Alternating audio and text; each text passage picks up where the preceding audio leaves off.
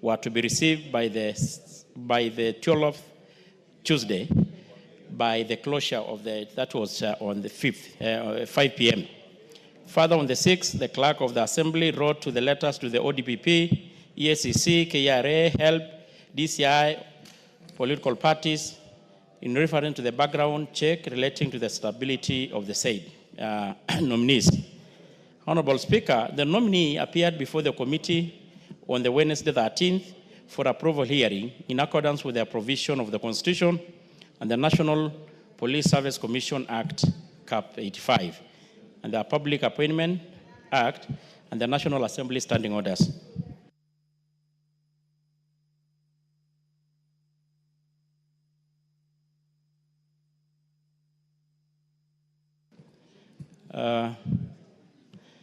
During the approval hearing, Honorable Speaker, the committee considered the provision of the Constitution, Section 5 of 6 of the National Police Service Act, and the public appointment, and the nominee filled their questionnaires and their curriculum vitae, academic credential, professional training, experience, personal integrity, and the background report from relevant authorities and oral submission by the nominees, and made the following observation.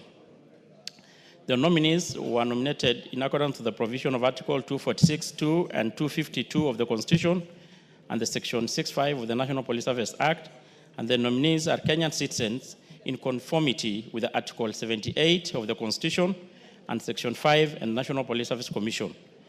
They submitted not to participate in any gainful employment in serving as state officers as required by the article and in accordance with the Article 772 of the Constitution, Section 5 of the National Police Service Commission, and the schedule of the Public Appointment Act 7, none of the nominees holds an office in any political party. The nominees demonstrated compliance with Article 75 and 76 of the Constitution on the conduct and financial probity of the state officers. They indicated non-existence of potential conflict of interest and committed to declare any should it arise. By the said deadline of the receipt of the memoranda, Honorable Speaker, from the members of the public, the committee had not received any against any of the candidates. The committee, however, received a recommendation letter from the Women Challenge to the Challenge organization supporting the nominee of Ms. Angelina Yamiton Siparo. The nominee met the requirement of Chapter 6 of Constitution, leadership and integrity, having obtained clearance from the relevant statutory bodies. The nominees demonstrated deep understanding of the topical administrative, technical issues touching on governance, the role of the chairperson, and the member of the National Police Service Commission. Honorable Speaker, and during the approval hearing, Honorable Speaker, I want to confess that the members of the committee were so impressed with the credentials of the said nominees, and even how they presented and demonstrated their ability to steer the National Police Service Commission forward, especially considering the turmoil between the kind of tug of war and push between the National Police Service Commission and the NPS currently.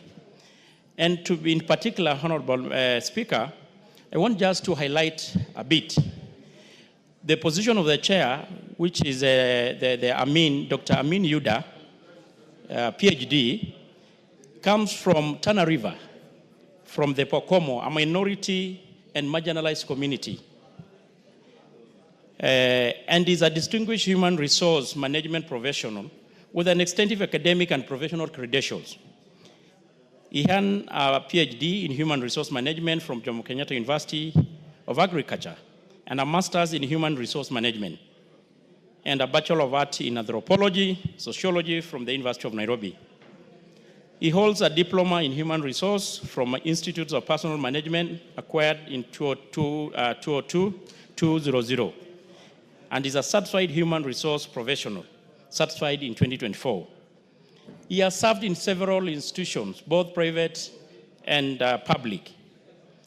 Honorable Madam Speaker, he has been served in very senior positions in this republic, one notably being the vice chairperson of SRC, where he has really helped the SRC to achieve major milestones from the year 2018 to 2024. And prior to that, he was a general manager of Human Resource Administration for the same. From 2012 to 2018, he worked as a human resource manager at Kenya Anti-Corruption Commission and the Ethics and Anti-Corruption Commission. And it's notable to also mention, Madam Speaker, that he has actually demonstrated the issues of ethics and morals, not just when he worked there, but even throughout his career life as a civil servant. And he managed really to demonstrate so when we followed his track record during his career progression. In his earlier career, including service at the Kenya Revenue Authority, he rose from management trainee to a senior human resource and a public relations officer. He worked as a project officer at the East African Wildlife Society. And I've got no doubt, Madam Speaker, and the committee were equally convinced that Dr. Yuda is fit for the job, especially coming at such a time also when the National Police Service Commission, jointly with the NPS, anticipating to carry one of the biggest recruitment of our police officers, possibly next month. On the part of Angelina Siparo, EBS, Ms. Siparo is a seasoned professional in counseling psychology and a public health policy.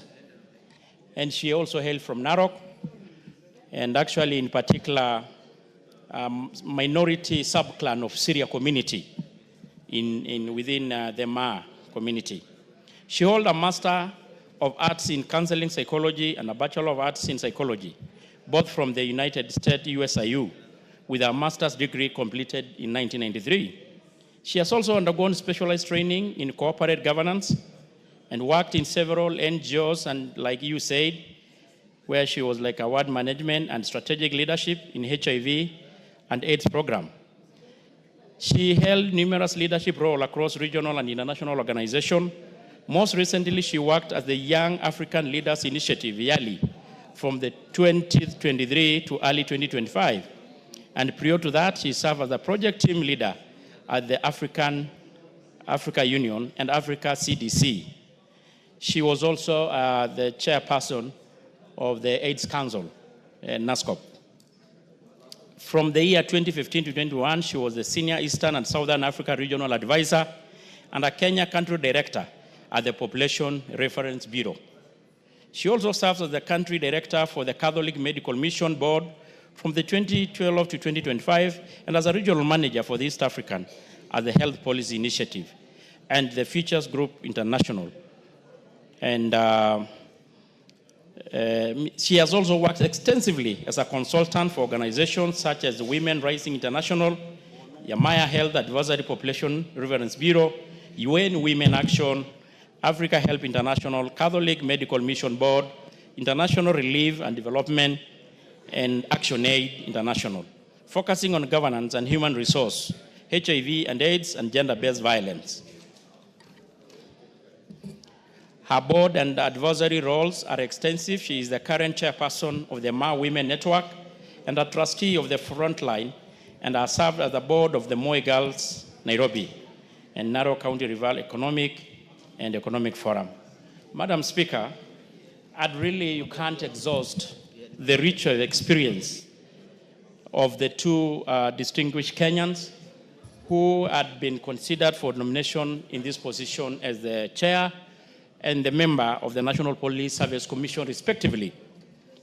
And Honorable Madam Speaker, it is also notable to note that just recently, last month, this House did approve the 3 members who had earlier been already in office, working in the National Police Service Commission.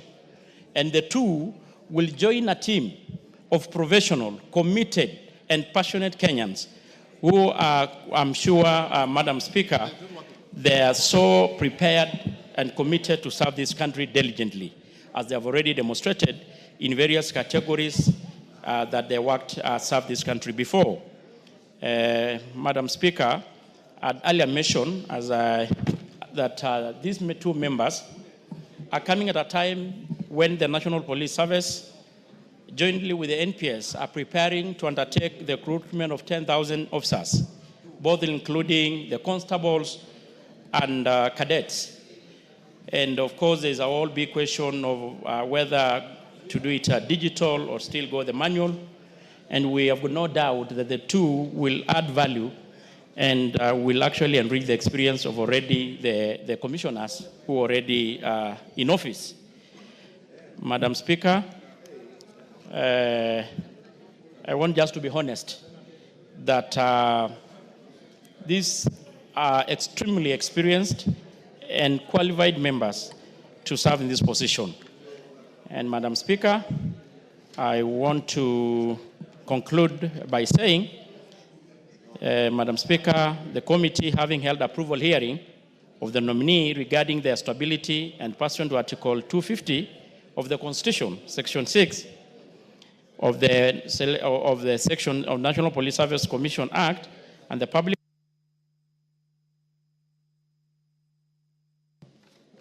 You have switched off the chair. Yeah. What is happening? Go on. Okay, Honorable. just the gadgets, no problem. I'm actually winding up.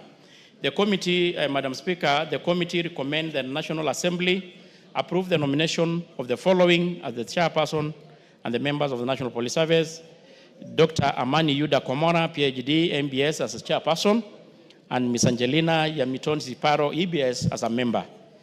And Honorable Speaker, with these few remarks, I beg to move. And I now request the Honorable Retired Colonel Dido Raso to second this motion.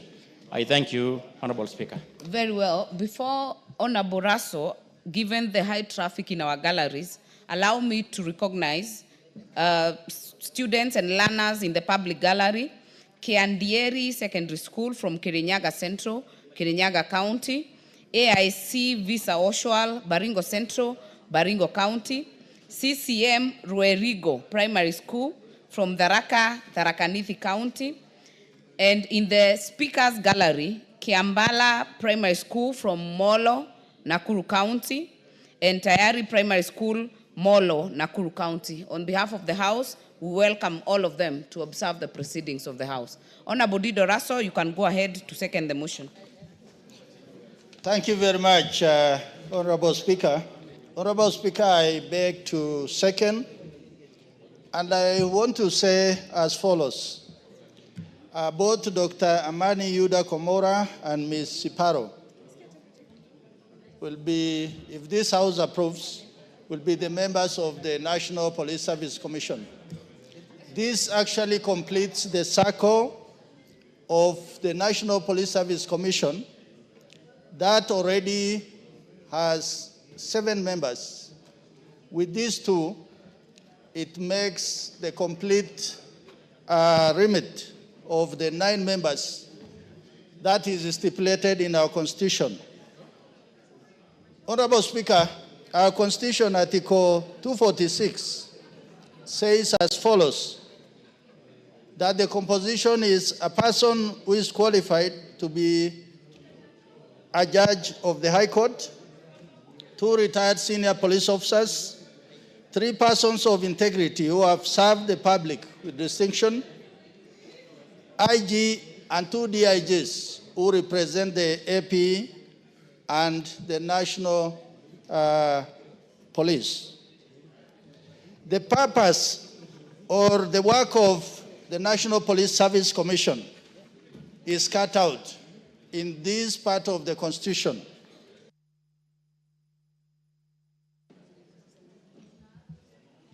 To recruit, to confirm appointments, determine promotions, transfers, exercise disciplinary control, and also remove individuals from appointments if they so this fit.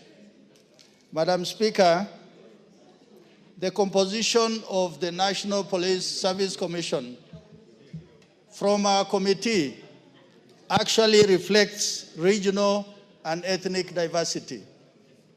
If you take all the 9 members, actually they come from different regions, and also they represent different ethnic groups who live in the land called Republic of Kenya.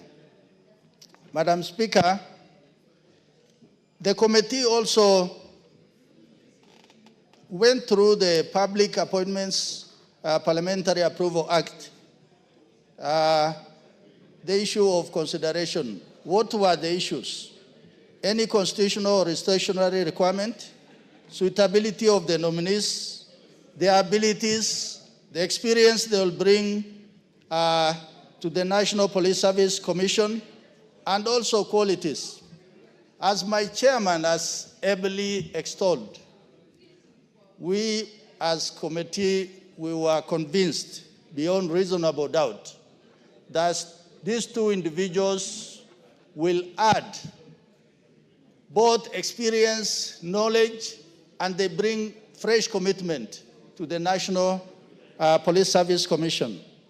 Finally, Madam Speaker, we expect the National Police Service Commission, the National Police Service, and IPOA going forward to work together seamlessly to provide service to the people of Kenya. With those remarks, I beg to second. Thank you, Honorable Speaker.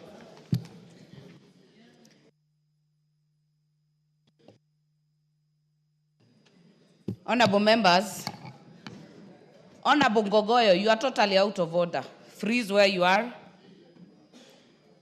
Honorable members, allow me to propose the question that taking into consideration the findings of the Departmental Committee on Administration and Internal Security in its report of the approval hearing of nominees for appointment as the chairperson and member of the National Police Service Commission laid on the table of the House on Thursday, 14th August 2025, and pursuant to the provisions of Article 246(2) and 252 of the Constitution and Sections 3 and 8 of the Public Appointments Parliamentary Approval Act, Cap 7F, this House approves the appointment of the following nominees as the chairperson and member of the National Police Service Commission.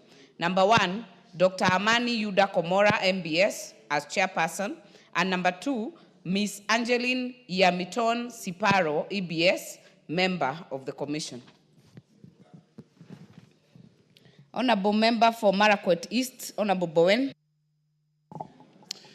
Thank you, Madam Speaker, for giving me this opportunity to support my good friend, the chair of National Administration, the Honorable Tongoyo. And I want to appreciate him together with the committee for this report, Madam Speaker. Madam Speaker, I want to support the appointment of Dr. Amani Yuda Komora as the chair of National Police Service Commission and the Commissioner Angeline Siparo. Madam Speaker, the National Police Service Commission is very important. In the management of our National Police Service, as provided for in our Constitution, they are supposed to recruit and manage our policemen. Madam Speaker, it is a very important commission for our country. Though we saw in the recent past the wrangles between the commission and the Inspector General. And Madam Speaker, as a House, I think we need to make sure that our Constitution is implemented to the letter. Madam Speaker, I don't see the reason at all as to why the Commission and the Inspector General have to quarrel over the payroll or police service, because the Constitution is very clear. But again, Madam Speaker, we want to ask the Inspector General of Police to concentrate on protecting Kenyans to concentrate on making sure that there is law and order in the country, and not to fight on the payroll of police. That is, Madam Speaker, it is clear in the Constitution. So, as a House, Madam Speaker, we want to seek the approval of these two commissioners so that we can have the commission function, discharge the constitutional duties of this commission of managing our policemen and women. Madam Speaker, from the CVs given by the Honorable Chair, you can see very clearly that the two individuals here, they are very qualified Kenyans. Dr. Yuta Komora from a small community in Tana River. Madam Speaker, that is why we have said as a House, this Kenya belongs to all of us. This Kenya belongs to all Kenyans, and all Kenyans have the opportunity to serve in any office in this country. Mr. Speaker, it is very encouraging to see this gentleman, Dr. Amani Yuta Komora, from a small pastoralist community in Tana River, rising through the ranks and now to become the commissioner or to become the chair of the Commission of National Police Service. Madam Speaker, with the lady, Angeline Siparo, I've seen the CV, Madam Speaker, and I can as well also say she's very qualified. And this is a woman who has also, she has worked, she has a master's in counseling and psychology, which is very important, especially with our policemen. We have seen many police officers of late, some of them even they are committing suicide because of work-related duties. And I think with the coming in of Angeline Siparo, with all this qualification, is going to help to also make sure that there is a provision of guiding and counseling to our police officers. And you know, Madam Speaker, also, even as we discuss these commissioners, we should also discuss the police officers who are on the field. Madam Speaker, in many times during a discharge of duties, we have seen our police officers, sometimes the public also, beating them around, like during the time of demonstrations. But if you go back again, Madam Speaker, you see how these officers are operating.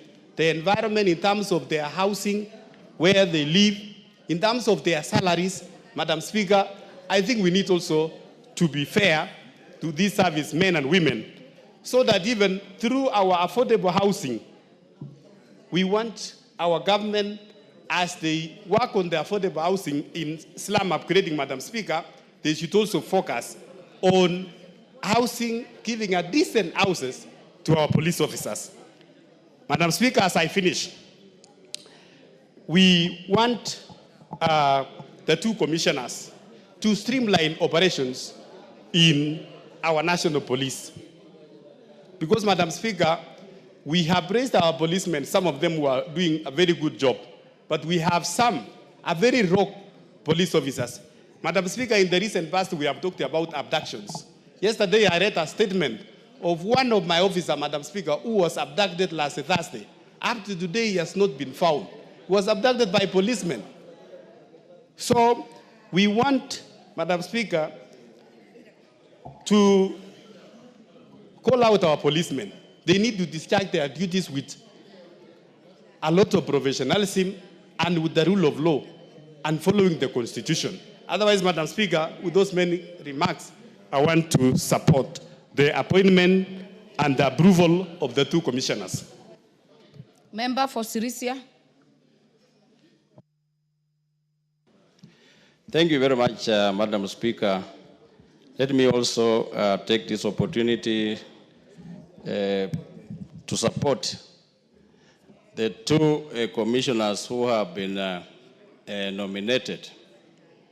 Madam Speaker, they both qualify to be commissioners. So, Madam Speaker, I'm supporting. Madam Speaker, the commission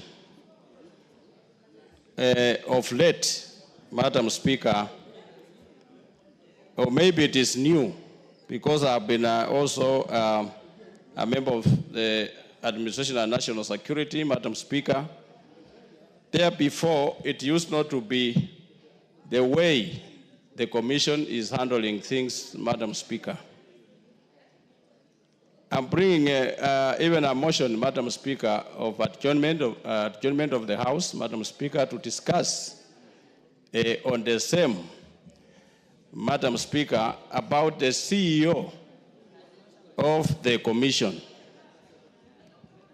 Madam Speaker, concerning what is going on, Madam Speaker, with the IG. Madam Speaker, it is not in order for these two officers to pull each other instead of working. But of late, Madam Speaker, the payroll has brought a problem. The two officers, when we see them on the media, pulling each other, Madam Speaker, about the payroll. And Madam Speaker, that is what is making Kenyans wondering why and what is going on, Madam Speaker, in the face of Kenyans whom they are supposed to look after, to keep proper security in this country, Madam Speaker. And even yesterday, I expected the Honorable CS to talk about it.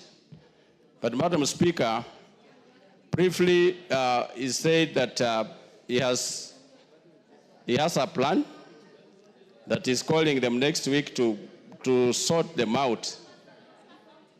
Madam Speaker, it is this House that gave the mandate to the IG to police to be independent, to have their money, to pay the police officers. And now, the way it is going, Madam Speaker, to me, the Commission, the National Police Commission, cannot have a payroll to pay the police, although the way it is, Madam Speaker, the National Police Service, the police is under the National Police Service Commission. But the mandate of this House was given to the IG to pay the police. So, Madam Speaker, even us, as members of this House, we need to go back and ask ourselves, because we cannot pass a bill or a motion and then we reverse like what some of us are talking about, Madam Speaker. Madam Speaker, it is high time now. The National Police Commission to refer to what we passed in this House some 2-3 years ago, so that if they can read the bill that we passed here about the police IG to be in charge of the payroll to pay the police, then there will be no tug of war between the two officers, the Commission and the IG, Madam Speaker. I support.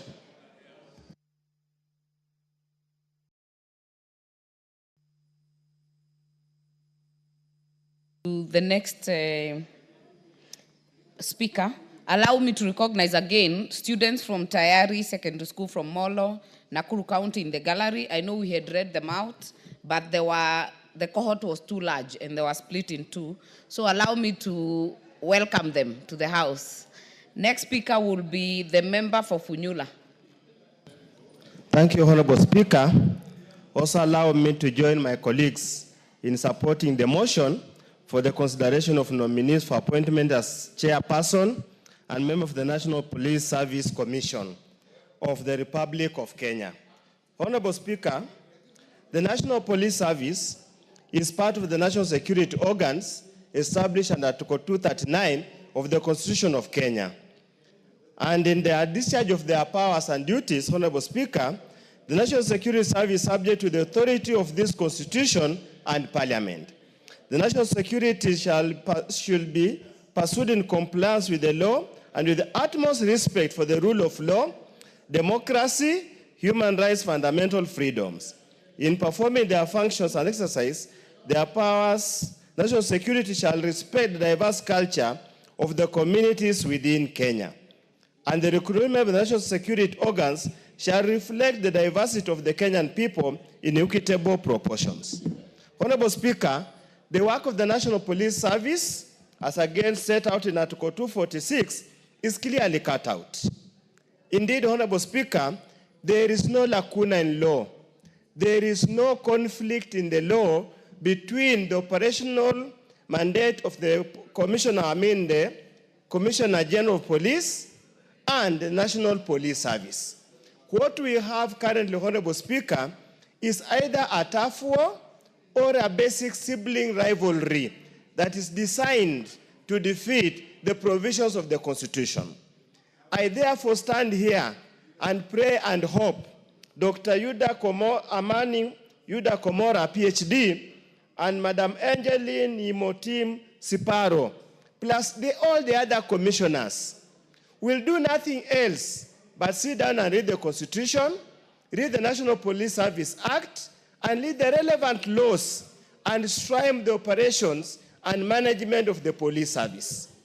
Honorable Speaker, a dysfunctional police service is a threat to national security. A police service that is at war with itself is a threat to national security, cohesion, welfare, and economic well-being of the people of Kenya. Honorable Speaker, with the diverse and advanced experience in human resource mobilization, community management, the lady and the gentleman, should be in a position now to get us right. Honorable Speaker, there are very many challenges with the National Police Service, both operational and the normal services of the service. Honorable Speaker, in the Maraga working report, one of the recommendations the Maraga team made, one of the far-reaching recommendations, and what the Honorable Luke has mentioned too, sometimes in the course of about 2 to 3 years, the National Police Services delegated some of their powers and duties and mandate to the IG, Inspector General. And because of that delegation that did not come with authority, did not come with supervision, there has been mismanagement one way or another. So, Honorable Speaker, we call upon, as the Maraga report recommended, the National Police Service should withdraw that delegated authority that was given to the IG and let it revert to the Commission as required for in the Act and in the Constitution. Finally, Honorable Speaker, we are going to the recruitment of new police officers. And one of the requirements of the Constitution that the recruitment of the National Police members must reflect the diverse culture and must have the face of this country. In the past, this recruitment has been undertaken in a very opaque manner, that you find any particular community, any particular region has a high proportion of members of the police force compared to other people. As they embark on the recruitment, issue of integrity, Honorable Speaker, is always said that you must have about 200,000 or 300,000 for you to be recruited in the police force. Indeed, whoever bribes to join the police force is going to be the major purveyor or perpetrator of corruption in the police force in order to recover the investment. It is good, there has been tremendous improvement, but again, the police service remains one of the most corrupt state organ in this country. But we must also allow the police, the men and the women, the young men and the young women who throughout this country to ensure the semblance of safety and there is proper management of the affairs of this country. But I want also to warn the police, individual police, if you accept and implement an illegal order, if you proceed and implement an illegal instruction that's not grounded in the Constitution, not grounded in law, the problem when you go to the dock, when you are charged in a court of law, you'll be you and you alone and your family members. So I want to urge the National Police Service Commission, the new members, and IPOA to ensure that police and all state security organs respect the rule of law. Killing and maiming innocent protesters is against the Constitution, is ungodly, is unbiblical, and is against the culture of this country. Their blood will come to haunt you, you and you alone, and your family members. With those few remarks, Honorable Speaker, I support. Honorable Murugara. Thank you very much. Madam Speaker, I'm on intervention because I'm standing and understanding on 95 that in fact we are all in agreement that we approve this list as proposed by the chair, and therefore I move that you call upon the mover to reply. Honorable members, the decision is yours. A member has risen under standing order number 95, and I will therefore put the question that the mover be called to reply. Will as many as are of that opinion say aye? Aye. Will as many as are of a contrary opinion say nay? The ayes have it. Mover. Thank you, Madam Speaker. I want to appreciate and thank the members who have contributed to this debate. And I want again to assure the House and the country that from the interviews and approval hearing of the two, we have got no doubt these are the best qualified Kenyans to steer the much-yearned reform in the National Police Service, and of course to help even us wipe out the endemic corruption in the service. And Madam Speaker, it is good that we all appreciate that we are anticipating the recruitment, and these two Kenyans, distinguished Kenyans, will be joining the service, and they know their work already cut out for them. With this, Madam Speaker, I reply.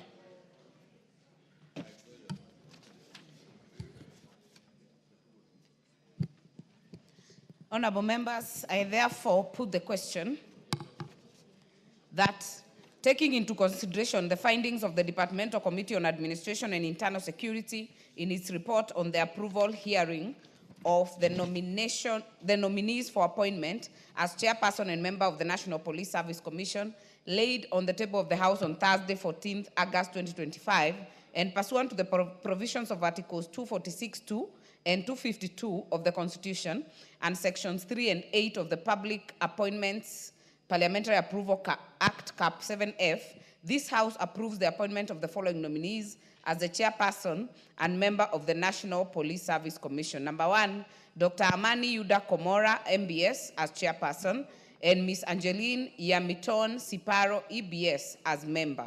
As many as are of that opinion say aye. Aye. As many as are of a contrary opinion say nay. Aye. The ayes have it.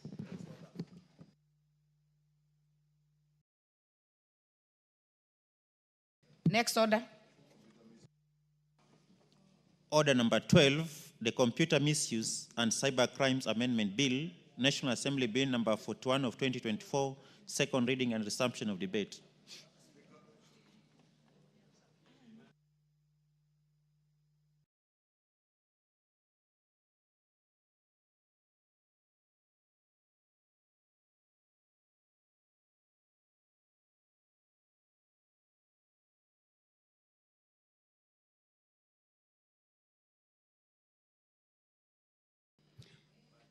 From our list of contributors, it was the Honorable Sylvanus Osoro was on the floor, is not available, so Majority Leader, kindly proceed. I think Osoro, Honorable Speaker, you have not completed this time. I thought you completed this time. Too bad. Honorable Osoro has a balance of 5 minutes, but okay. It's behind us now. But he loses it now.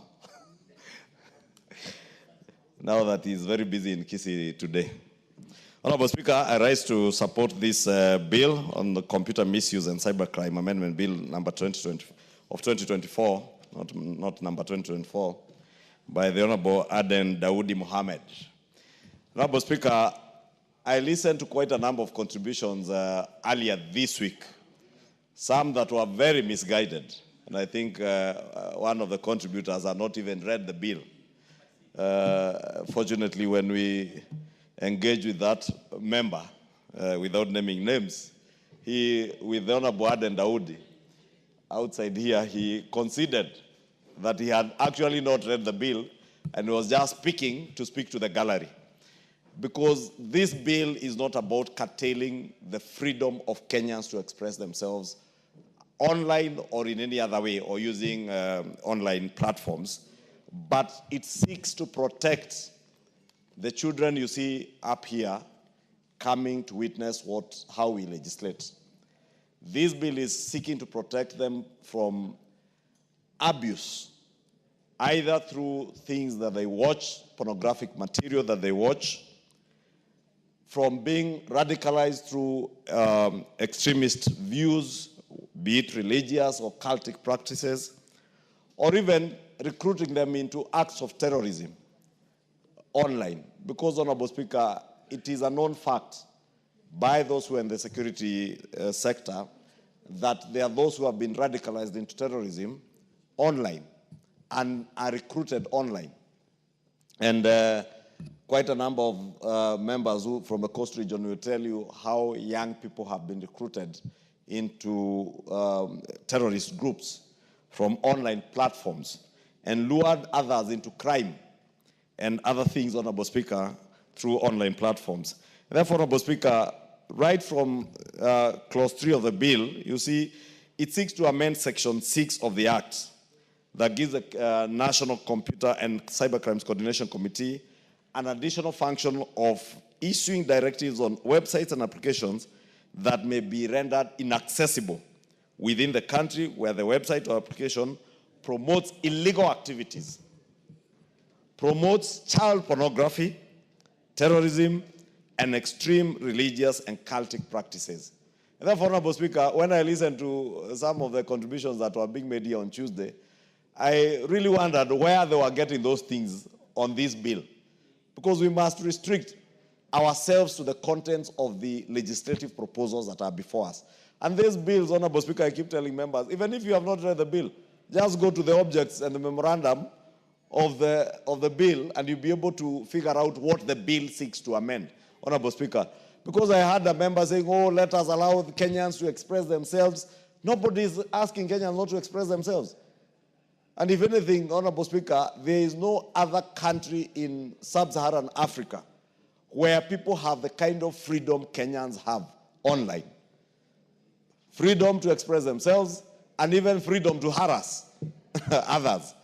And they do it, Honorable Speaker, without anyone curtailing them. And therefore, the intent of this bill is not to stop anybody from harassing any politician online, or stop you from abusing Honorable Aden Daoud, the proposer of the bill, or Kimani Ichung'wah, or indeed anybody you want to abuse or insult. That is your right. You go ahead and do it. It never changes anything, by the way. And I keep telling people, you're only wasting your data insulting people. You're only wasting your time and your money. Spend your time more usefully doing productive things like online jobs that will earn you a living, instead of spending your time insulting leaders, politicians, and whoever you think you can insult, Honorable Speaker. And therefore, I was saying, Honorable Speaker, if you read the objects of this bill, you will see that it seeks to protect the most vulnerable people in our society, our children, from acts of child pornography, Honorable Speaker. 2, Honorable Speaker, acts of terrorism and extreme religious and cultic practices also, as I said, many of our young people have been lured into terrorism and extreme cultic practices. You've seen, Honorable Speaker, Shakahola years ago.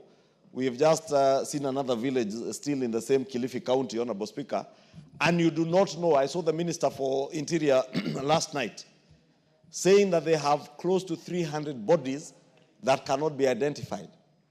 Honorable Speaker, because probably these are people who were lured even online, went into Shakahola and ended up dying there, and their relatives do not know where these people are, Honorable Speaker. And some may have died with their entire families, and that's why we cannot trace them. Therefore, we must protect the most vulnerable in our society, Honorable Speaker, as I said, including our children, from these illegal activities like child pornography, terrorism, extreme religious and cultic practices, Honorable Speaker, without in any way curtailing the freedoms of the people of Kenya to engage constructively online. Honorable Speaker, if you look at the issue that, again, I had one of the members speak about cyber harassment, is already provided for in the Act, Honorable Speaker, under Section 27 of the Act, and is very clear on what constitutes cyber harassment, Honorable Speaker. Because, again, it is true, children and young people in this country have committed suicide because of cyber harassment, Honorable Speaker. If, as leaders, we cannot protect those young ones, our children, who will protect them, Honorable Speaker? Because when I listen to those populist views that were being echoed here, Honorable Speaker, by a member from Murang'a County, very populist, seeking to speak to the gallery, to make Kenyans to believe that this bill, the Honorable Aden Daud, wants to curtail the freedom of Kenyans from expressing themselves online, Honorable Speaker. I wondered, do you have children? Or do you represent parents who have children, some of who have lost their lives because of being harassed online, Honorable Speaker, and some just can't live with it, and they end up committing suicide, Honorable Speaker. Some end up getting into criminal activities because they've been lured into criminal activities. Others get into antisocial behavior like prostitution, Honorable Speaker, because they have seen it on TikTok and other platforms that this is the way to do things. We must, as responsible leaders, be slow to what we think is popular with the people. Because we have said it here time and time again, Honorable Speaker, that necessarily, it's not always necessarily what is popular is right. And in most cases, Honorable Speaker, what is popular is never right. It's just popular. And therefore, when I listen to a member speak in a way he's just looking for, speaking to the gallery to seek cheap publicity, Honorable Speaker, at the expense of our children, I am left wondering whether you're a parent. And if you are a parent, how irresponsible of a parent you could be to expose our children to cyber harassment, expose them to child pornography. Honorable Speaker, not just children. This bill is also addressing issues touching on our economy. The act of fishing, Honorable Speaker. How many people have you had on mainstream media, in our villages, even online, Honorable Speaker, who out of fishing have lost money from their bank accounts, out of SIM swaps, because this bill is also addressing the question of SIM swap, or swapping of SIMs, Honorable Speaker. People have had their accounts cleaned. People have had their bank accounts cleaned, their M-Pesa accounts cleaned by criminals, Honorable Speaker. So if you want to make Kenyans to believe that this bill is working against them so that you allow criminals to continue stealing from Kenyans, you are no better than those criminals who are fishing people's information, Honorable Speaker. And therefore, if you look at the contents of this bill, Honorable Speaker, it also seeks to protect Kenyans from phishing and also issues to do with SIM swaps that has become very prevalent in our country, Honorable Speaker. And I know there's a small village in Bomet County, and I don't know if members from Bomet County are here. Somebody told me that if you are driving through Mulot, because of the industry there, the creative industry there, you better switch off your phone. Honorable Speaker, we do not need to switch off our phones when we are driving through Mulot or near Commitee prison or industrial area remand prison. All we need is to have laws that will protect us from having our phones being hacked into, having our information fished and our accounts cleaned, Honorable Speaker, and also to ensure that the data protection laws that we have also enacted in this House, Honorable Speaker, also help those who are in the cyberspace and the online space, Honorable Speaker, from protecting our data online.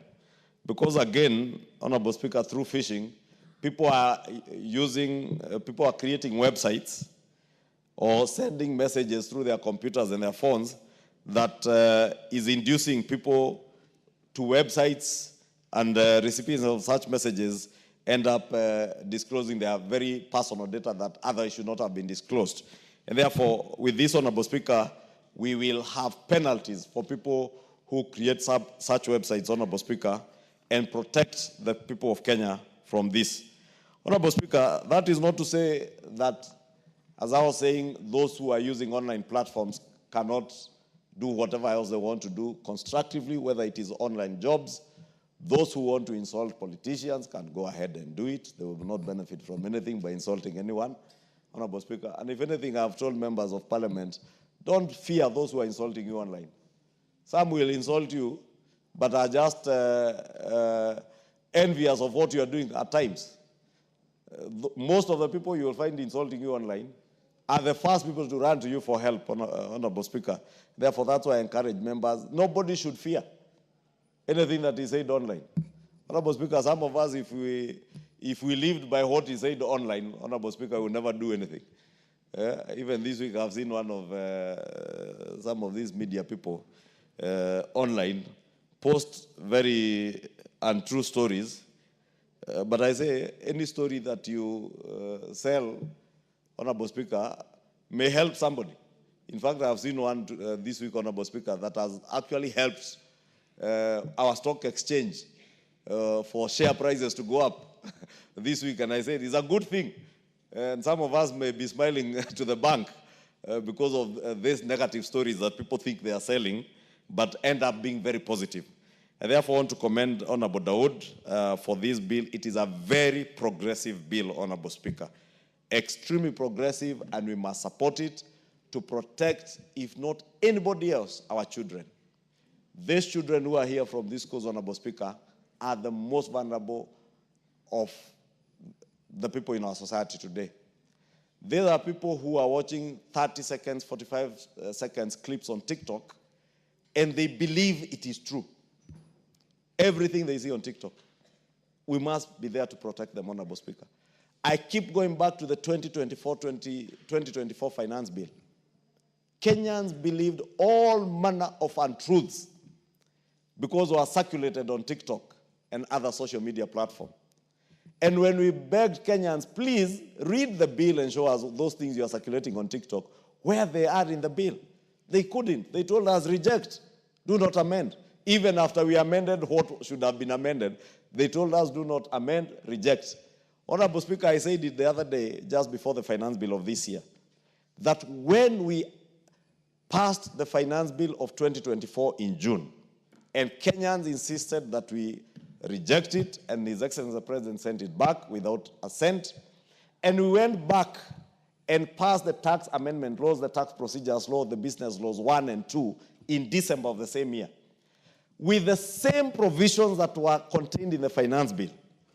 Because the era of misinformation had died off, Kenyans passed, or rather this House passed the laws without incident, without having to lose a life, without any property having to be destroyed, Honorable Speaker, and again without Kenyans being overtaxed, as they were being told. You remember Kenyans had been told that their freehold land would be taxed, their cows, their cattle, their dengu, their avocados would be taxed. And I keep challenging Kenyans today, show me whose livestock has been taxed. Show me whose freehold land has been taxed, as you are being told. Yet, we adopted those laws as they were in June, in December, Honorable Speaker.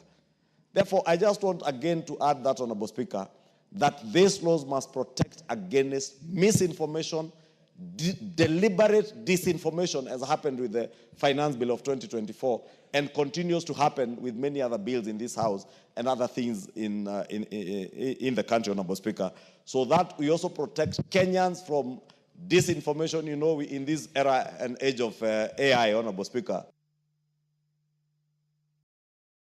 Please give Majority Leader 1 more minute. Just 1 minute, Honorable Speaker, to conclude that point, that I had a conversation with one of our top doctors, Dr. Gikonyo of Karen Hospital, the other day. And I was with a friend who was saying that she had seen the thing circulating about Dr. Gikonyo promoting certain pharmaceutical products and actually believed it was true. If we do not have laws to protect Kenyans, Honorable Speaker, Kenyans will consume consumables, be it pharmaceuticals or other products, because they believe they are being promoted by people who are credible in society, yet it is the work of innovative people online, and we must protect people, Honorable Speaker, by enacting laws like this. And therefore, allow me to commend not just the people of Wajir for electing Honorable Aden Daudi Mohammed, but also himself for proposing such progressive measures to protect the people of Kenya and more so the young ones in our society. Honorable Speaker, and I beg to support. Thank you, Majority Leader. Honorable members, before I give the next honorable member to contribute to this motion, I would like to go back to order number 7, request for statements. This is going to allow the speaker who just left the chair to be able to prosecute her request for statement. So please, Honorable Mother Wangari, proceed. Thank you for your indulgence, Madam Speaker.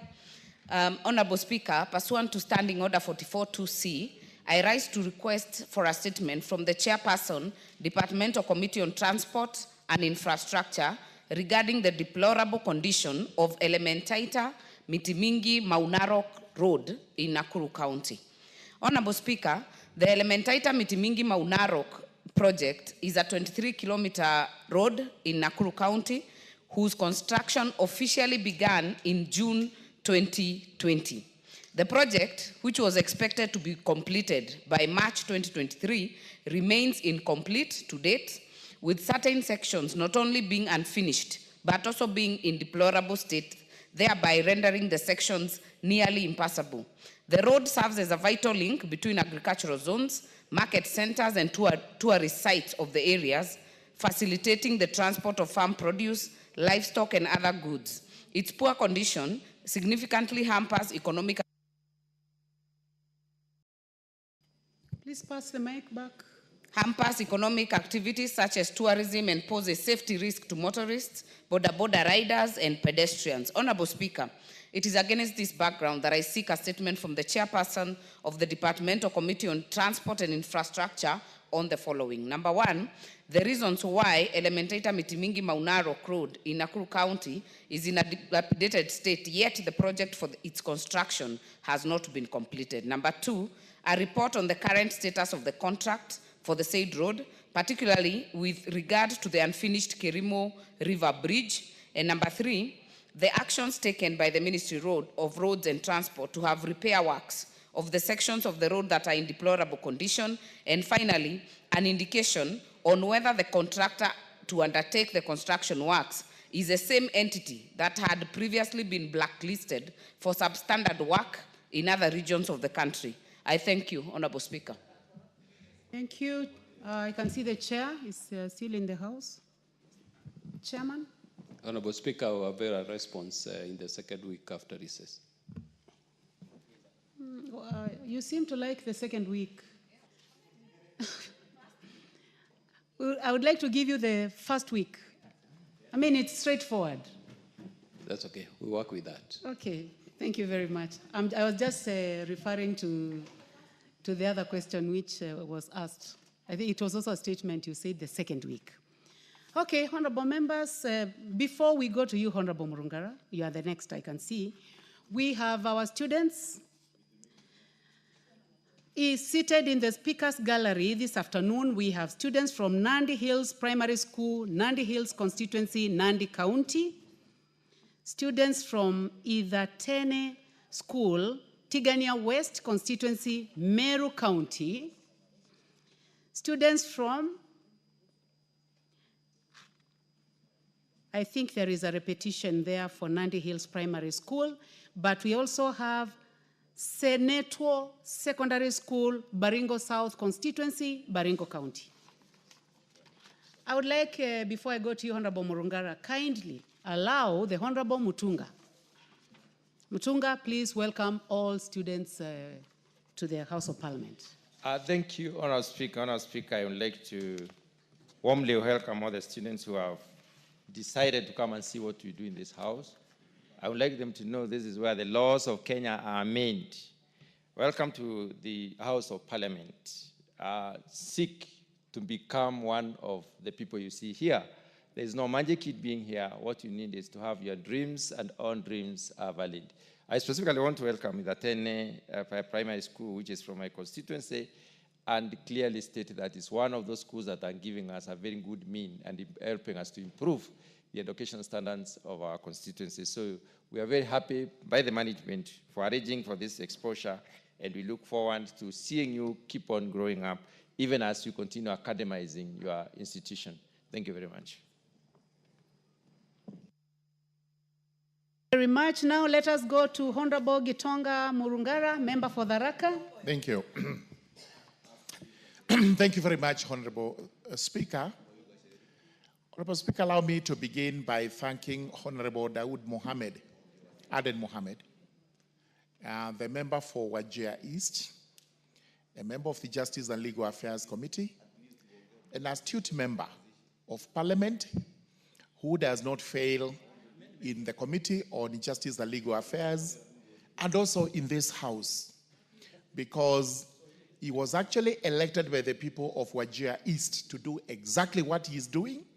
And I agree with the leader of majority that we should actually be thanking those people for electing Honorable Aden Mohammed, because this is an excellent piece of work, piece of legislation, which we should all support, because it is vitally important that while we appreciate we have computers and cyber cafes that we have to use every day, we must also legislate against misuse. And the key word here is misuse, because there cannot be anybody in this House who advocates that we should actually be misusing our computers, our cyber cafes, to commit crimes against other Kenyans. So this law is good law in spite of what various people would hold as their opinion when it comes to debate on what we should be doing. It is vitally important that we put our computers, cyber cafes, and every other gadget that we use electronically into proper use, so that whatever we do is for the betterment of our own lives, is for the betterment of the people of Kenya, it's for the betterment of everyone. Not to come over and argue that at times we should be allowed to misuse our gadgets, we should be allowed to commit cyber crimes against fellow Kenyans and go unpunished. We cannot allow this, because the rule of law is cardinal to our democracy. We must always work within the parameters of the law. Undoubtedly, there are fundamental freedoms and rights which we must protect at all times, including the freedom of speech, which is what some of the opponents of the proposal are trying to say, that by introducing the proposed amendments, we could be gagging people from expressing themselves. Nothing can be far from the truth when it comes to that proposition. Fundamental freedoms are universal. They also apply to everybody, but they have their own limitations. Those limitations are actually set by the law, such that where your fundamental freedom ends, mine starts. We cannot have it indefinite. And therefore, it is important that we control these particular computer uses and cyber cafe uses to avoid committing cyber crimes. What is being curtailed here is the use of computers with improper motives. And we know very well how some Kenyans, when they go to a gadget like a computer or whatever, a telephone or anything else, what they would do is to try and become mischievous, misuse it, so that we are able, using technology, IT, AI, to come up with information which may actually be misleading, which is untrue, and which is totally a crime if you look at against our laws. It is that misuse which sometimes lead to even other incidents like suicide, because People invent derogatory things which they put on the computer about someone, and we are not the same in terms of accommodating what is not useful to us. The net effect is you find our children getting derailed, you find adults committing suicide purely because somebody has decided to misuse the right to a computer himself or herself. We also have the issue of morals, and we are talking about this to a great extent. We always say anything that is repugnant to morality cannot be encouraged in law. If it offends, if it is not in consonance with our laws, it is unlawful. For example, we know very well that people have misused computers to try and get other people into crime, to try and get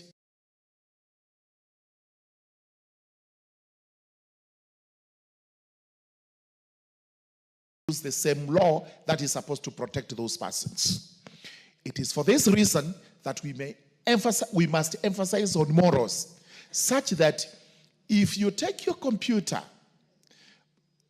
put in or feed in wrong information, or commit a crime with it, then surely this law should come in and you should get punished for having done so.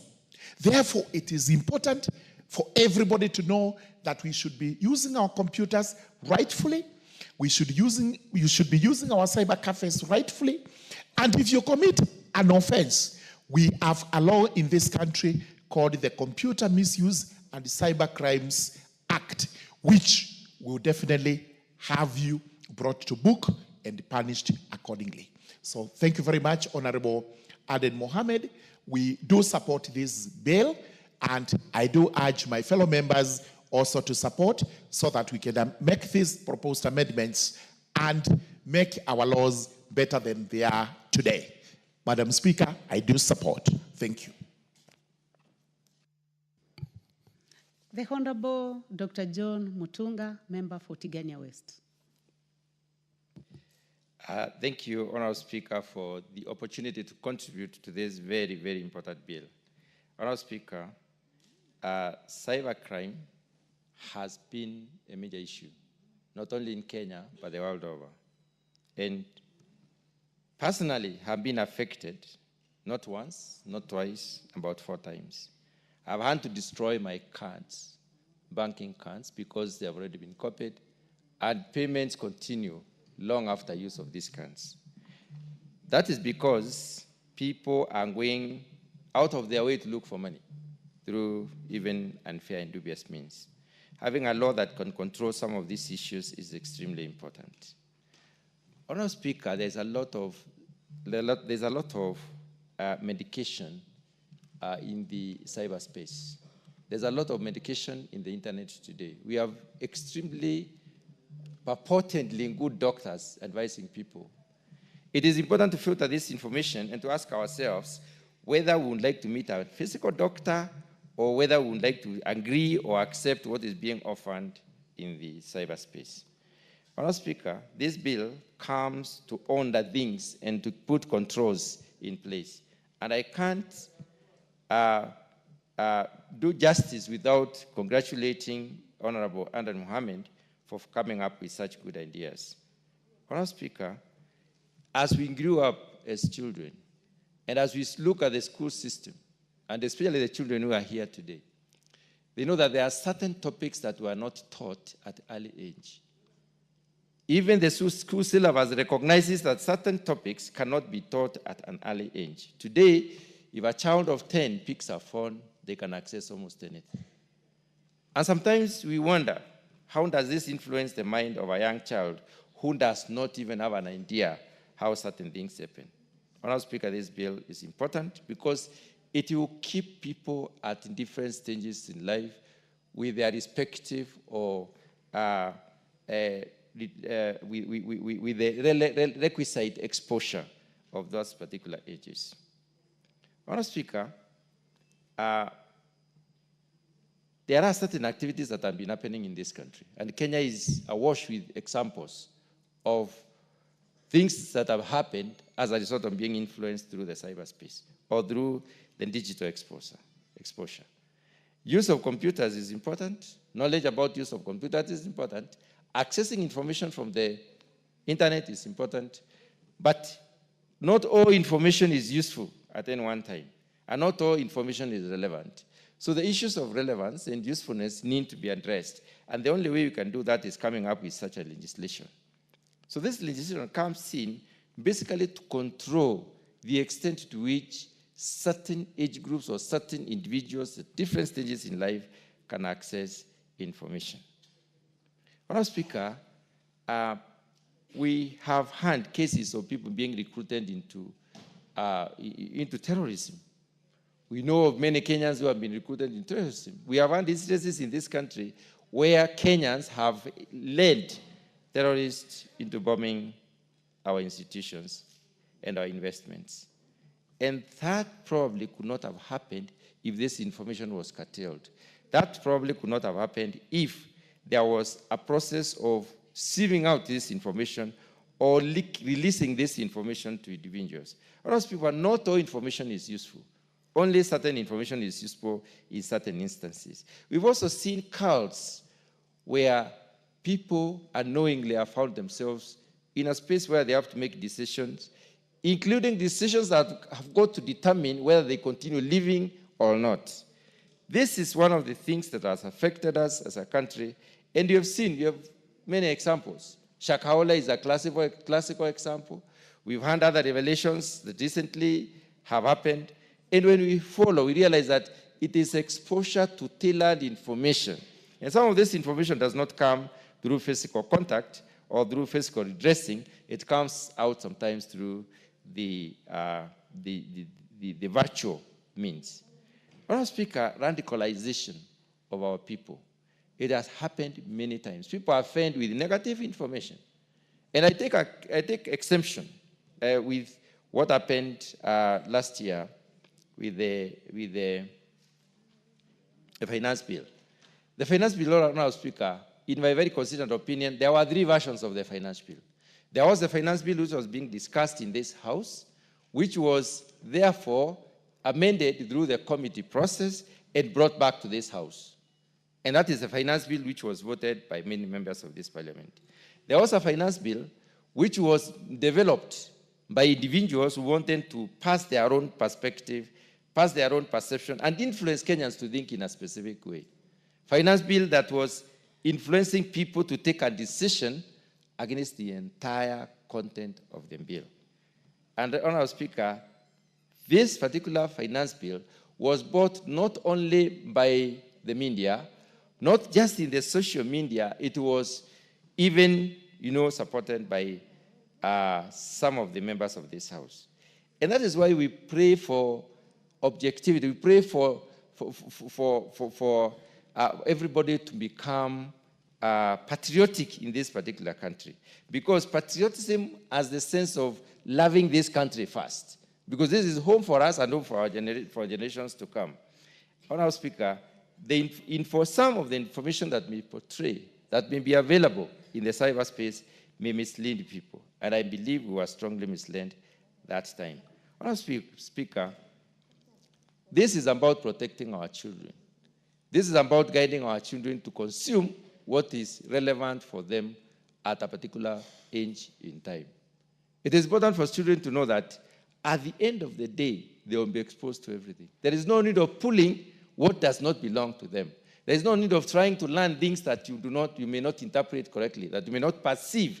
And perception has the connotation of getting to know how to deal with the information that we get. So this bill comes in to basically manage this space, manage the information flow, and manage the access, as it were. Honourable Speaker, I would like to say something about those who are creating websites and those who are in the advertisement, or rather in branding and advertisement. As people try to look for opportunities to make money, as we try to deliver, to get employment in this country, to create more employment in this country, I think it is important for us to create employment in sectors that are supportive of the growth and a proper growth and development of our children. It is good for us to create employment where it benefits Kenyans to grow as normal human beings, interact with the world as it were, and be able to live as normal and well-nurtured human beings. But it's not good for us to grow a people who do not have the correct nurturing, the correct guidance, and therefore such a bill is that important. That's why, Honourable Speaker, I do support. Thank you. Thank you very much. The Honorable John Kawanjiko, member for Kiambaa. And thank you for your patience. Thank you, Madam Speaker, for giving me this opportunity to contribute on this important bill. And I seriously want to congratulate Honorable Member Adenda Wood for coming up with this registration. It was timely and it was long overdue for us that we must be able to do something in terms of protecting our cyberspace. And one of the things that I've seen that he has recommended in the bill is that it's not infringing any rights. It's not taking away the rights of the people in the social media and other platforms. But as a country, we must have a way to curtail and even to control whatever our people and our children consume in this republic. It does not only support or the curtails the social media, it also gives us a platform that and give the nation and the executive and the government a platform in case there is a website or something that the children or our children are consuming, we may be able to control it, probably using different authority, Madam Speaker. There must be also a way to make sure that we protect the space of the young ones, the young generations that we're having now in our nation. We must have a way to know what is it that they are consuming on everyday basis, because they are keyboard warriors. You find them in the keyboard, watching TikToks, watching Facebooks, and doing other things. But we must also be able to tell as a government what are they consuming, because we don't want to radicalize our children come the next 2 or so years and we are not being able to find out exactly what they have been dealing with. Madam Speaker, this bill is so timely. It's also helping us. It's not only about the cybercrime, it's not only about the social media, but even some extremist religions that probably because the people don't want to assemble on a certain place so that we can listen and understand what really they are feeding on our people, like whatever probably we have been happening to Shakahora and other places. But also we can be able to control and see those online preachers, those online religious, what is this that they're impacting our society with? What is it they're impacting our children with? We must be, in a way, be able to control. And when the worst comes to the worst, we can be able to switch off even what they are consuming, probably using the Communication Authority of Kenya. We have seen it, and I concur with the honorable member, my senior Morugara, who was saying that when you look at even what was happening at 2024, last year, in the social media, what people are putting in the social media, even to an extent of putting people in coffin, which was extreme. We must have a way to control the media and what our people are able to consume. And if possible, the Communication Authority of Kenya should be given that mandate to authoritatively cut off or deal with whatever people are able to consume, probably in our social media, Madam Speaker. Issues to do with pornography, we can be able to control. Sometimes, freedom comes with responsibility. Even if even if we are a democratic country, there must be a way for us to make sure that we also be able to manage that democracy and that freedom, Madam Speaker. We must be in a way able to control even when it comes, because now we're in the world of AI, we're in the world of technology.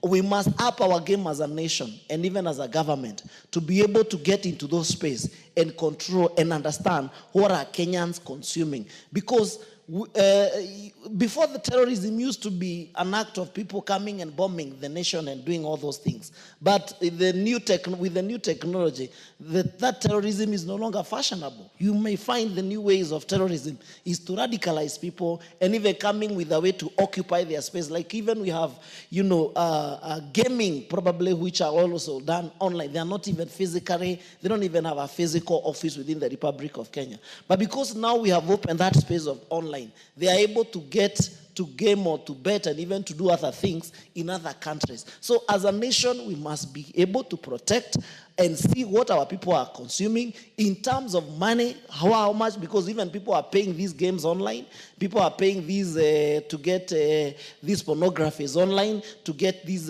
materials online. The Communication Authority of Kenya, and I congratulate Honorable Member because it's giving them power to make sure that there is a way that they can be able to control whatever is being consumed by the Kenyans, Madam Speaker. And whatever is bad, whatever is good, they can be able to allow and to know and to occupy that space and make sure that they are able to control the best way they know how. Madam Speaker, it's not even about money because it's not a money bill, and it's not even putting a lot of resources to the economy, but he's really trying to use several sections and the authorities that are there to make sure that we control our people, we control our space, we manage whatever our children are consuming. Because every child who is about 5, 8 or years, every child has a phone, he's on YouTube, he's on TikTok, he's on Instagram, and sometimes you may not, even as a parent, you may not really be able to control, but we even want to call upon the parents to make sure that they're also controlling and watching what their kids are watching back at home. Because without that cross, without that amendment of this bill, at the end of the day, we'll be, giving our children or feeding our children with some materials that we're not even aware of. Madam Speaker, we must even be able to deal with the religious, some of the religions which are cultism. You find someone following, he follow it online, sit down and worship, do those kind of things that they are doing. And at the end of the day, when you follow into deep, you realize that, this is not even about the religion. It has turned out to be a cult that people are worshiping and doing online, Madam Speaker. So therefore, as a nation, we must be prudent with the responsibility that we have been given and make sure we control the cyberspace and give it freedom. Because all of us has been, in one way or the other, we have been culprit of social media misuse or cybercrime misuse. Even swapping of phone. You have your phone with you, someone take another copy of your ID and swap your SIM card, and at the end of the day, you lose a lot of money that probably you're not even aware of. But because probably someone came with an ID and made a fake ID, those things you find that you have been robbed a lot of resources, and maybe also your ID has been used or misused, probably online, Madam Speaker. So therefore, it is good, and I want to congratulate Honorable Member for coming up with such a bill, so that at least we can be able to clean up that space of the social media and also control whatever is happening within the Republic of Kenya, especially online, Madam Speaker. And therefore, I support. Thank you. Thank you, Kawanjiko. The Honorable Esther Passaris, member for Nairobi County. Thank you, Madam Speaker, for giving me this opportunity. Madam Speaker, I rise to support the Computer Misuse and Cyber Amendment Bill number 24 of 2024, sponsored by the Honorable Adam Dawood Mohammed.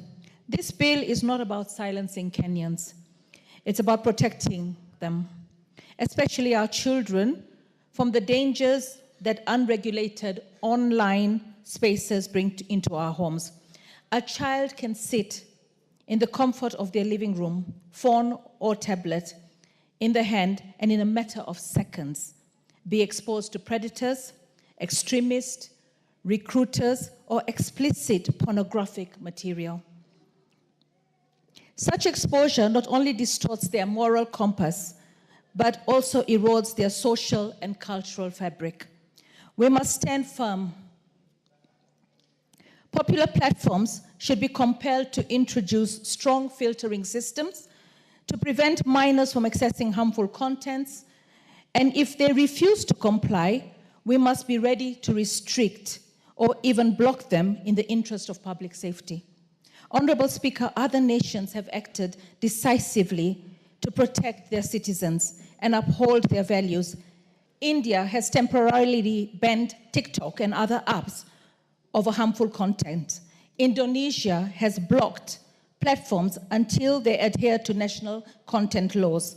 Australia and the United Kingdom have compelled tech companies to implement age verification and content filtering. Closer to home, Tanzania recently blocked access to the platform X, formerly Twitter, citing the platform's allowance of pornographic content, which they deemed contrary to their laws and cultural norms. These examples show that defending moral standards online is not only possible, it is responsible, and governments around the world are taking them serious. This bill strengthens the powers of the National Computer and Cybercrime Coordination Committee to act swiftly against platforms that promote illegal or harmful content. From child exploitation to terrorism, to cultic indoctrination, to phishing scams and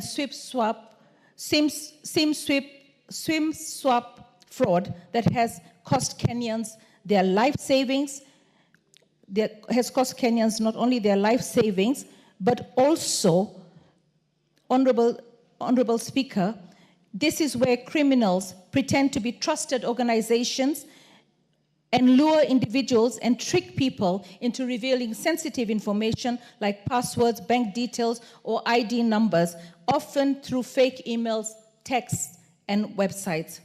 Kenyans enjoy some of the widest freedoms in expression in Africa, and nothing in this bill removes those freedoms. What it does, it closes loopholes that criminals, predators have been exploiting, ensuring that liberty is not used as a shield for abuse.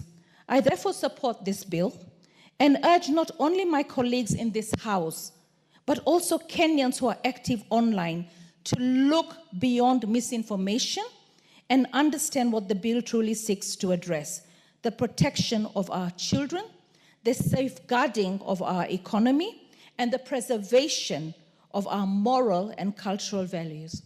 Thank you, Madam Speaker. I support. Thank you very much. The Honorable Wilberforce Oundo, member for Funyula. Thank you, Honorable Speaker. Let me also stand in solidarity with my colleague, Honorable Daud Ahmed, in supporting this the Computer Misuse and Cybercrime Amendment Bill 2024. Honorable Speaker, I come from a liberal world that has been averse to censorship and some form of control. However, Honorable Speaker, over ages, over years, with this new technology, social media, now having grown up to become a grandfather, I'm starting to have a serious look at this matter in view of the impact it has on the minds of the small boys and girls. So on that score alone, in principle, I support the bill in principle. However, Honorable Speaker, I have 2 points of concern, and I would want to ask my colleague to listen clearly. It's nothing against the bill, but I have 2 points of concern. Number one is the inclusion of terrorist act as part of one of the acts or crimes that can cause disabling of our website or applicable or application. I say so, Honorable Speaker, petty boys and girls, petty young boys and girls, young men who participated in various mandamanos and demonstrations and picketing have been charged under the Terrorism Act, Anti-Terrorism Act. My fear, Honorable Speaker, it therefore means any act to mobilize members to participate in a picketing, in a demonstration that is soon hijacked by goons hired by other politicians and ends up in the destruction of properties, it means that particular boy and girl will be, his gadget, his phone will be disabled, his social accounts will be disabled, literally rendering him inaccessible, and probably if he was using the phone to make money or to make a living, he would be done completely. So, Honorable Speaker, I would want to ask my colleague, and at the point at the Committee of the whole House, I'm not very technical savvy, but I'll seek the support, the guidance of those who know. We need to redefine or temper on the meaning of Terrorism Act. The fear of being misused. I have Gen Z children, I have millennium children, I have alpha nieces and nephews. I can share the Honorable Speaker that even if they have to communicate amongst themselves, even if they have issues as to us parents, they can easily fall within the armpit of this particular bill. So that's a thinking that we must be alive to. Any government can become rogue anytime. Giving a government unfettered powers to regulate to such a deep extent, then, Honorable Speaker, brings an issue that we need to reflect as a country. We might be curing a malady, we might be curing a social problem, but we are creating a dangerous monster capable of being misused. It was common, Honorable Speaker, when we were at the university. We never used to have rouse and demonstration. We would engage the police with the simple stones. They throw tear gas, we throw stones. Since they've got helmets, the injuries are minimal. They will throw tear gas that doesn't explode, we throw back. Honorable Speaker, under these circumstances, even if we mobilize to collect stones so that for self-defense, using our phone social media, it can easily fall under the definition of terrorism. Second, Honorable Speaker, under Section Clause 3, that's amending Section 6, that gives powers to the committee, functions of the committee. Honorable Speaker, and the committee, Honorable Speaker, we are referring to here is the National Computer and Cybercrime Coordination Committee to switch off a website or an application when they suspect that the same is promoting illegal activities. Again, the illegal activities have not been clearly defined. Are they under the penal code or any other law? Child pornography, terrorism, extreme religious and cultic practices. Honorable Speaker, it takes me back again very fast, not too far. Tanzania the other day, when the Kenyan boys and girls indicted them in cyber warfare, what did they do? They switched off X. Honorable Speaker, I think it was on 25th June or 7th July, the government decided to switch off live broadcasting, which was illegal. My fear, Honorable Speaker, we have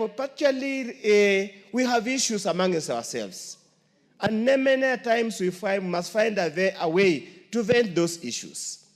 If, Honorable Speaker, you are in the process of communicating your constituencies, mobilizing them for a worthy cause, or a legitimate resistance to a certain government decision, it gives the committee unfettered rights, authority to literally says or render your gadget inaccessible to cut you off the network. We might be legislative to solve a problem, but let me again warn, we are creating a more bigger problem. We are giving the government, and all over the world, Honorable Speaker, the government, so now in this country, the executive, can never be trusted with too much powers, too much restrictions. Professor, order Professor Wilberforce Oundo. You know, your name is big, Wilberforce. I can see your hand is up, Honorable Suleka Harun. Anything out of order? Do you have your card? But your hand has been up, so I would like to indulge you. Please proceed. Thank you, Honorable Speaker. I am standing on Standing Order number 95. As per the mood of the House and as per the contributions already done, this bill is already accepted by most of the members. We can now call the mover to reply. Thank you. Why the hurry? I'm still on the floor, Speaker. You will conclude, then I'll find out whether that is the mood of the House. So, Honorable Speaker, I'm afraid I'm extremely afraid. The history of this country does not give us comfort that the government or the executive can exercise the powers the unfettered powers we are giving them judiciously, consciously, and the best interest of the people of Kenya. Honorable Speaker, what will stop the government? Use very spurious reasons. Wake up and say the communication between members of parliament on our WhatsApp group promotes illegal activities. What will stop them? When we are protesting, any attempt to deny constituencies, CDF, what will stop the government from doing that? I would therefore request, Honorable Speaker, there must be a mechanism where somebody can be brought to your attention, given actions to remedy. If you decline to remedy, then there must be a judicial system that at least you are switching off your gadget. Honorable Speaker, when you go to clause 6, this is timely. I totally agree. Swim swap, theft of identity is becoming a big issue. Honorable Speaker, any given day in this country, you do not know what is fake, what is genuine. You do not know whether it's a clone account, it's a fake account. We must really know this. So I congratulate you, my friend. I would have called you the other name, but this is where unanswered. But I request that be open to comments, amendments, because you might be the government today, but tomorrow you'll be out of the government. I'll join me in crying. Thank you, Honorable Speaker. Well, honorable members, I'm inclined to indulge the Honorable Jerry Maina, member for Kirinyaga.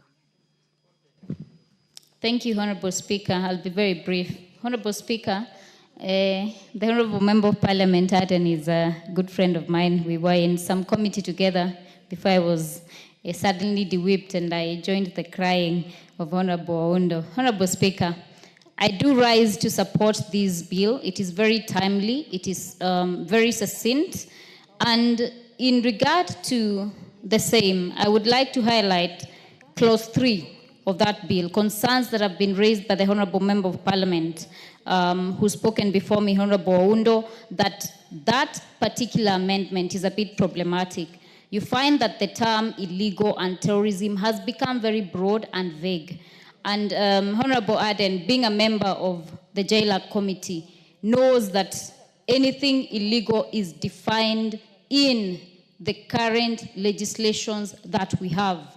We have the penal code that is there to cater for that, and we have relevant statutes that define what is illegal. Leaving it in that broad perspective opens it to exploitation by perhaps the state or other actors that might find terms, like maybe perhaps one term. You might wake up and hear that one term is illegal, and due to that, it can be prone to abuse and can also affect protection of Article 37 of the Constitution of Kenya. Further, as a wind-up, Honorable Speaker, the NC4, and that is the National Computer Cybercrimes Coordination Committee, cannot be the judge, the jury, and executioner of what is termed as illegal. It is also important that we check on the definition of terrorism. I can tell you that as an advocate of the High Court, I have been at Kahawa Law Courts for over 3 weeks, where more than 75 young people are being charged with the crime of terrorism, while what is purported to have perhaps they had allegedly committed is well within even the penal code. And like Honorable Oundo has said, today it might be convenient, tomorrow it might not be convenient for you. Let us always make laws for the posterity of this nation. I support and I congratulate Honorable Aden. Thank you, Honorable Speaker.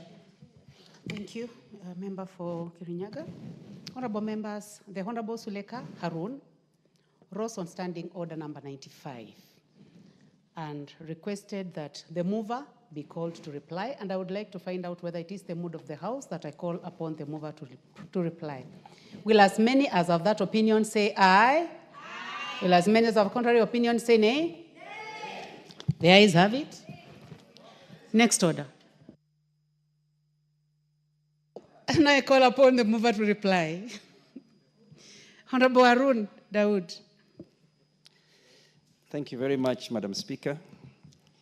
Let me thank the members of this August House for their very intelligent contributions to this piece of legislation, proposed piece of legislation. And let me assure them that I have keenly listened to the concerns that they have raised. And those concerns, I will incorporate them into the bill. It is true that illegal activities is a very broad term. And when we reach the stage of the Committee of the Whole House, we can bring an amendment to define, not to define, but to limit those illegal activities to what is currently outlawed in the laws of Kenya. I want to assure the members of this House that I drafted this bill in 2024. It had nothing to do with what is happening today, people being charged with terrorism. But terrorism is defined in another act of parliament. And that is not the act of parliament that I'm amending. I'm only using terrorism as defined in that act of parliament. Madam Speaker, I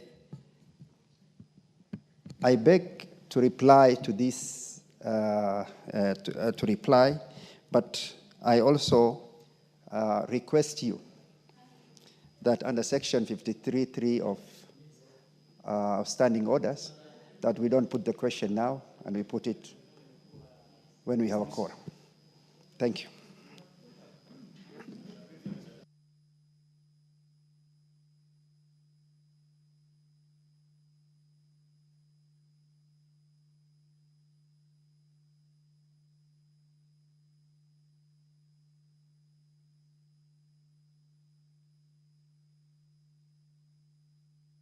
Okay, based on your requests, it is extended to. Next order. Order number 13, the Birth and Death Registration Amendment Bill, National Assembly Bill number 37 of 2024, second reading. Yes, the Honorable Mother Wangari. Thank you, Madam Speaker. Madam Speaker, allow me to move that the Birth and Death Registration Amendment Bill 2024 be now read a second time. Madam Speaker, this is a very simple amendment that stemmed from last term, just about 2020. I brought a motion on this floor that was very well supported by many members, Madam Speaker. And this was about the civil registration services in our country, Madam Speaker. Madam Speaker, people may look at a birth certificate as a simple thing, or a death certificate for that matter, but there are people in this country that accessing that document has become a mirage, Madam Speaker. Madam Speaker, yesterday there was a debate here, and the day before, debate here by the Minister of Education on chemists, on NEMIS, even today, Madam Speaker. You cannot be able to register for NEMIS without a birth certificate. You cannot be able to get even your passport without a birth certificate. And Madam Speaker, many other uses. This is a matter of a human right. This is a matter of identity. This is a matter that is a right, an inherent right that cannot be taken away, Madam Speaker. So, Madam Speaker, I did my research when I did that motion. The support I got from this House was immense, and it was a proposal from that time that we then turn it to a bill and then an act of parliament, so that it does not leave the pleasure of the CS in charge of Interior on where to put a birth and death registration office. Madam Speaker, we have about 238 sub-counties in this country, and these offices and services are only in 157 sub-counties, Madam Speaker.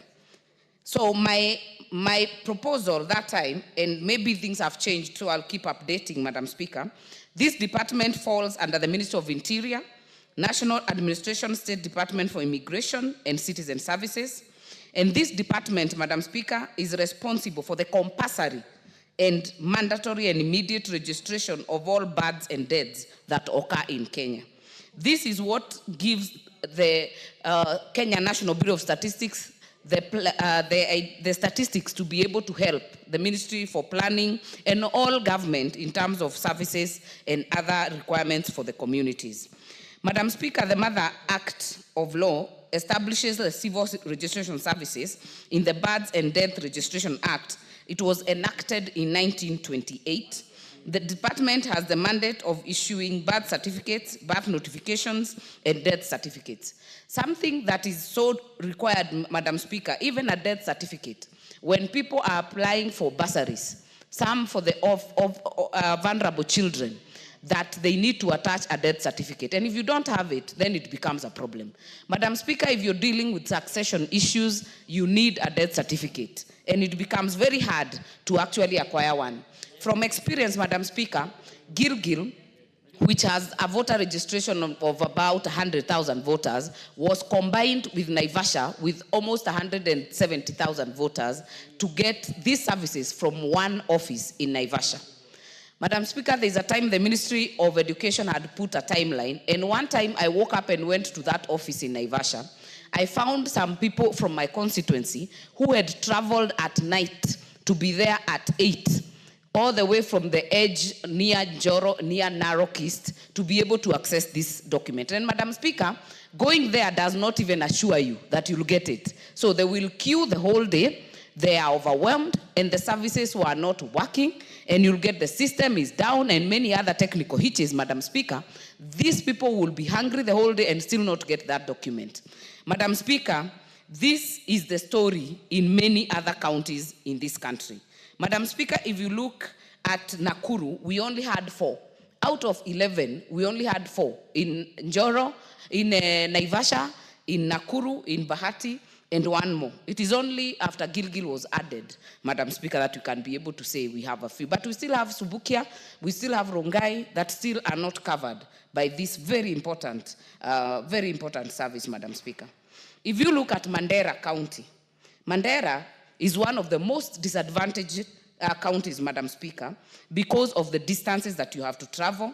Citizens traveling over 400 kilometers, Madam Speaker, to access this right and service that is very critical to them. Madam Speaker, if you look at Marsabit, the same. If you look at Turkana, the same. West Pokot, for a long time, has only had 1, yet the square kilometers are very many and you are not able to cover, Madam Speaker. So this very simple amendment, Madam Speaker, has a lot of importance that cannot be gainsaid in this House, Madam Speaker. Many members here help their constituents trying to get this document to be able to register for school, to register for other services, Madam Speaker. Even now when we are speaking of Kazima Jew, how you cannot be able to get a passport without this birth certificate, Madam Speaker. And what happens when there's a scramble for services, Madam Speaker? Corruption comes in. So you will get some unscrupulous member of the community or even administration charging people money to be able to access this service that should be easily available from the government. Madam Speaker, I was able to appear before the committee that is in charge, led by Honorable Tongoyo. We had a very long discussion. We debated about sub-counties and constituencies. Madam Speaker, I personally was going for constituencies for one reason, that there will be a political push and a political need for every member of parliament to have their constituency office working. And why I say that is because when I requested one for Gilgil, I was told there is no money to be able to give you an office, to give you furniture, to give you, and I told them, just give me a registrar and a clerk, Madam Speaker. We were able to give them an office, which was actually next to my office, and they have been able to operate there from 2020. It is only now, Madam Speaker, I have been able to do as an administration complex where I will house the Gilgil Land Registry together with these civil registration services that they are going to move to the new building.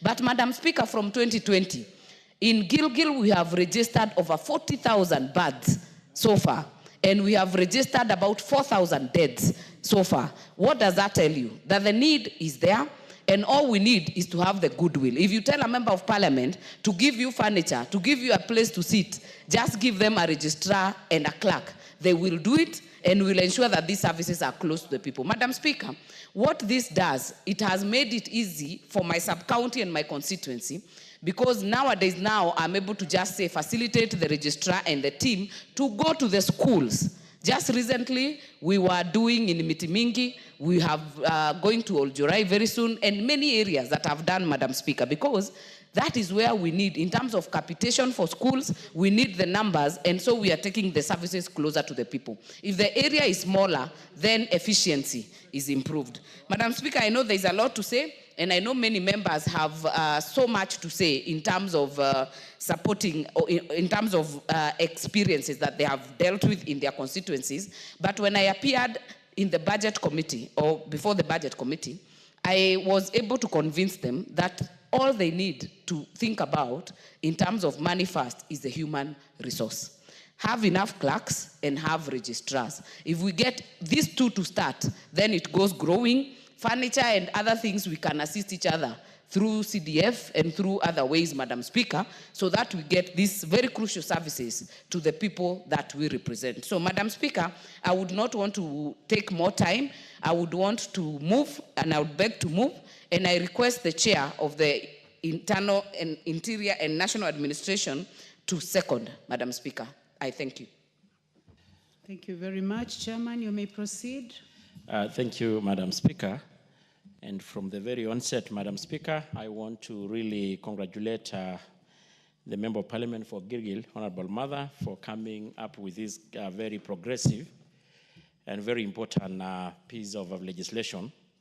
And Madam Speaker, as she has put it, the issue of birth certificates and deaths, of course, are the birthright of every Kenyan. And Madam Speaker, we should be able to appreciate, and I think she had put it very right, that in her amendment, she had suggested that she wanted to be legislated, that it is in the law, so that it's not within the discretion of the CS or the ministry or the State Department, so that it is anchored in law. And initial proposal was she wanted to be per constituency, but having gone through it and having consideration by the committee members, and of course that will still come during the committee, the committee stage, that we rather have it taken down, closest to the mwananchi, to the sub-counties. Because, Madam Speaker, this is not a political office, it's more of an administrative. And it was in wisdom and consideration of the committee members that it should be tied with the DCCs and other head of departments, to include education, to include NRB, that is the IDs, and the rest. And currently, although she had actually rightfully put it, as it is, and I think she got it a little bit, maybe the latest, is like we have got 167 civil registration centers in the countrywide, against actually gazetted sub-county units, which totals about 400. So that tells a huge, huge gap. And that, of course, Madam Speaker, tells that majority of Kenyans could not access these essential services and documents by mere lack of, because of the distances. Because if they have to travel several kilometers to access such services, definitely it tells you that they may not be able to get them just because the services are not closer to them. And the amendment by the honorable member will go a long way to ensure that Kenyans access these services, crucial services, with ease. Madam Speaker, I don't want really to be labeled. I know, Madam Speaker, this sector, and I think even the CS put it very rightfully yesterday, is undergoing a lot of reform. And there is a lot of programs and a lot of effort to automate the entire civil registration services.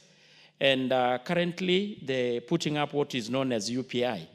That is unique personal identifier, which is going to be a number that every Kenyan given birth, every Kenyan will get this number from birth and carry along with that number until death.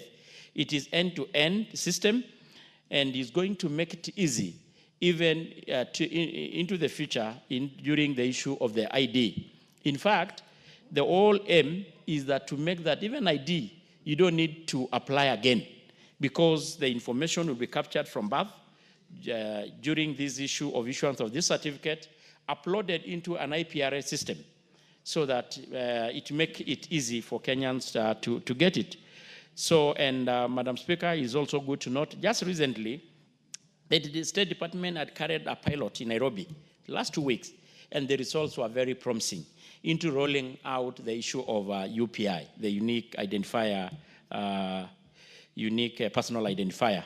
And it's going to really make this, the issue of ID cards, I mean the issue of birth certificate and the entire system automated.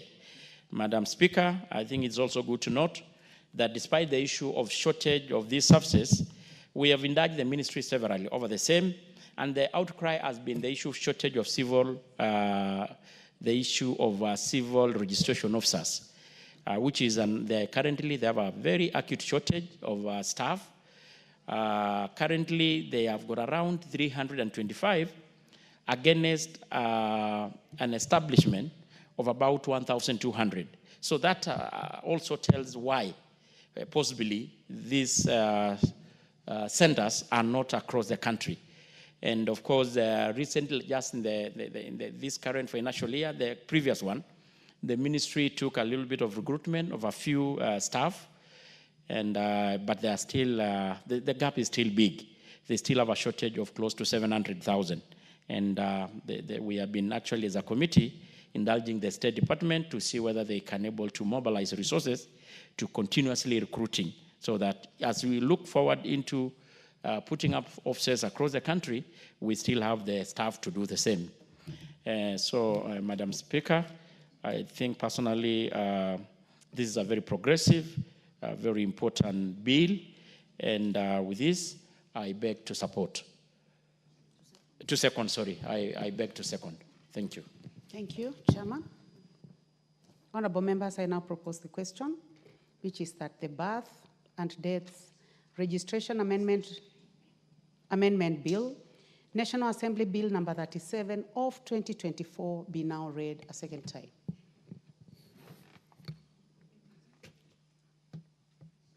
On the list, I have the first person as the Honorable Njeri Maina.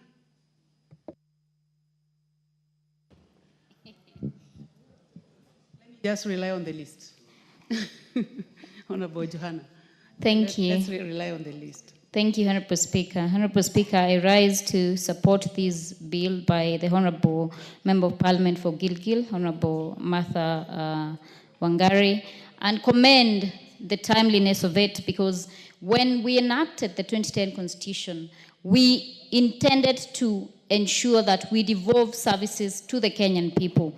This bill is going to ensure that the Kenyan people indeed get the very critical services of getting a birth certificate, a death certificate, a passport, an identification card, documents that are very critical for Kenyans to access other services, and even for the Kazi Maju program that is being initiated by the government. Honorable Speaker, putting in perspective Kirinyaga County, we have only one Huduma Center, which is in Kirinyaga Central Constituency, and we have people coming from as far as Mwea constituency, and Mwea constituency is very vast because it has east and west, all the way going to Kirugoya to get critical services.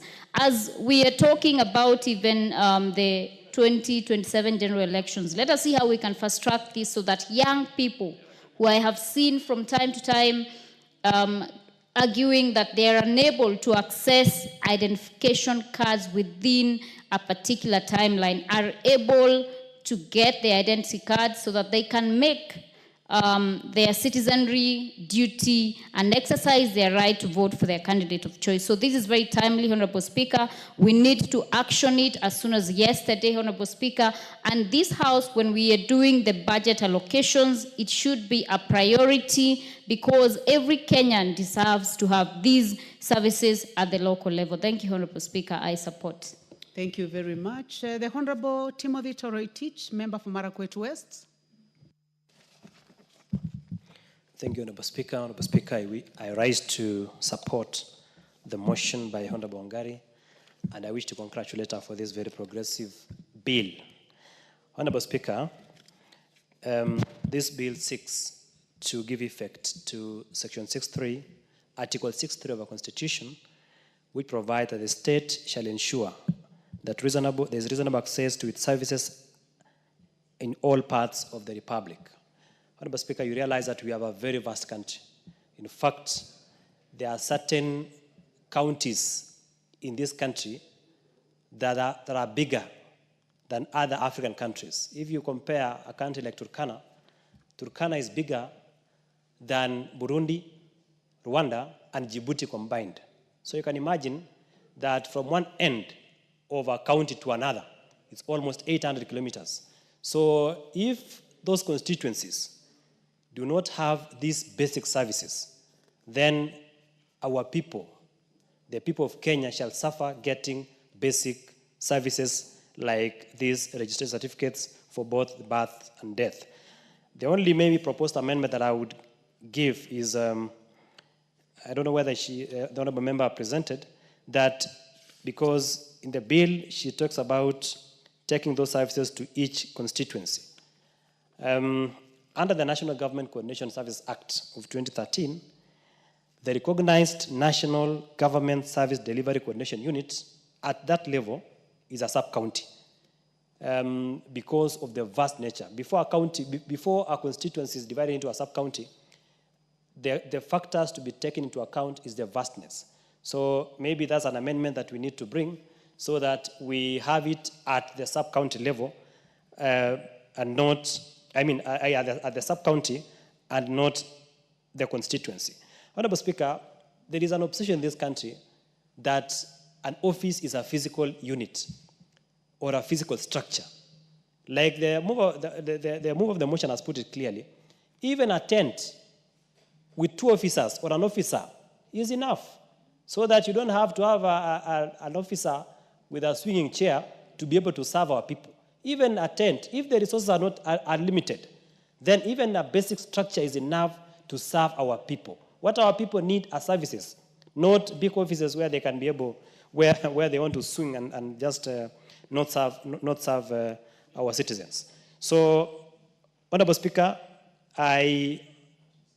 because this matter squarely lies in the docket of the Ministry of Interior and National Coordination, I thank the CS for Interior, who has been moving around to the Jukwaa la Usalama initiative. Order, member for Marakwet West. The Honorable Stephen Mule. Is anything out of order? Or you are being strategic? Yes. Okay. Okay, you may summarize. So, Honorable Speaker, as I summarize, is that this matter falls squarely within the docket of the Minister of Interior, and I wish to appreciate the current CS for Interior. He's been moving around the country through the Jukwaa la Usalama initiative, and when he came to our county, he appreciated the fact that those services are not available. So, Honorable Speaker, we expect a report from him, and when that report comes, identifying the gaps, as a House, we must be very deliberate in allocating resources so that we make this a reality. Thank you, Honorable Speaker. Thank you. The Honorable Johanna Ngeno, member for Emurua Dikri. Thank you, Madam Speaker. I'm really glad to speak to this particular matter, Madam Speaker, since it is a matter that has been troubling us for quite a length of time. Madam Speaker, many of our residents, of our citizens, in wherever they are, they suffer this particular situation. And especially when the Ministry of Education introduced birth certificates as a compulsory document to use in the registration and in the allocation of, if it is the funds which are allocated to both primary and secondary school, Madam Speaker. they made it compulsory that unless a child has a certificate or a birth certificate, you cannot access those particular services, Madam Speaker. And therefore, this should have been gone, I mean, it should have gone in tandem with the compulsory decision that every child must use a birth certificate, and that every child also must be made easier to access that birth certificate. But when you look at the situation we are having currently, Madam Speaker, people have to travel over 50 kilometers, 100 kilometers. People have to use over 5,000 to 10,000 shillings to access these particular certificates, Madam Speaker. And yet it has been made compulsory in registration. So I think at that particular point when the Ministry of Education was making it compulsory, should have also made it accessible to all the kids just around those areas. And in fact, the idea of Mheshimiwa Wangari to bring it even to the sub-county level, that one should have been done previously by the ministry. So that now we should be discussing of even devolving it more to the ward level. Because, Madam Speaker, these are services that are supposed to be given by the government to the people of this republic. Just like the national identity card, they should have, in fact, the national identity card is not even more, although it is being used severally, but you see, that one comes only when you are 18 years. And that is when you will have the capacity to even look for it. But for the birth certificate, this is a certificate for a small kid, probably on birth. So this should have come even up to the ward level so that people can access it. Madam Speaker, however, I'm excited with this amendment, and I believe that it's going to go through because this is something which has made our people suffer, spend a lot of money, and made most of the kids, like when you go to some schools, Madam Speaker, most of the kids do not access the capitation. I think they call it capitation or something like that, because they do not have the birth certificates. Madam Speaker, I'm one of those people also who suffer. In my constituency, Murwadikiri, we do not have births and death certificate registration office. And I don't know, I would have wished the chair was around, because I have fought for that particular office for, I don't know, around 3 to 4 years, trying to work on it. I've even leased an office, Madam Speaker, paid rent for something like 1 year, painted it, even painted the births and deaths, you know, just to look like an office. I've even bought computers. I've bought, you know, furniture to that office, but it is still lying idle.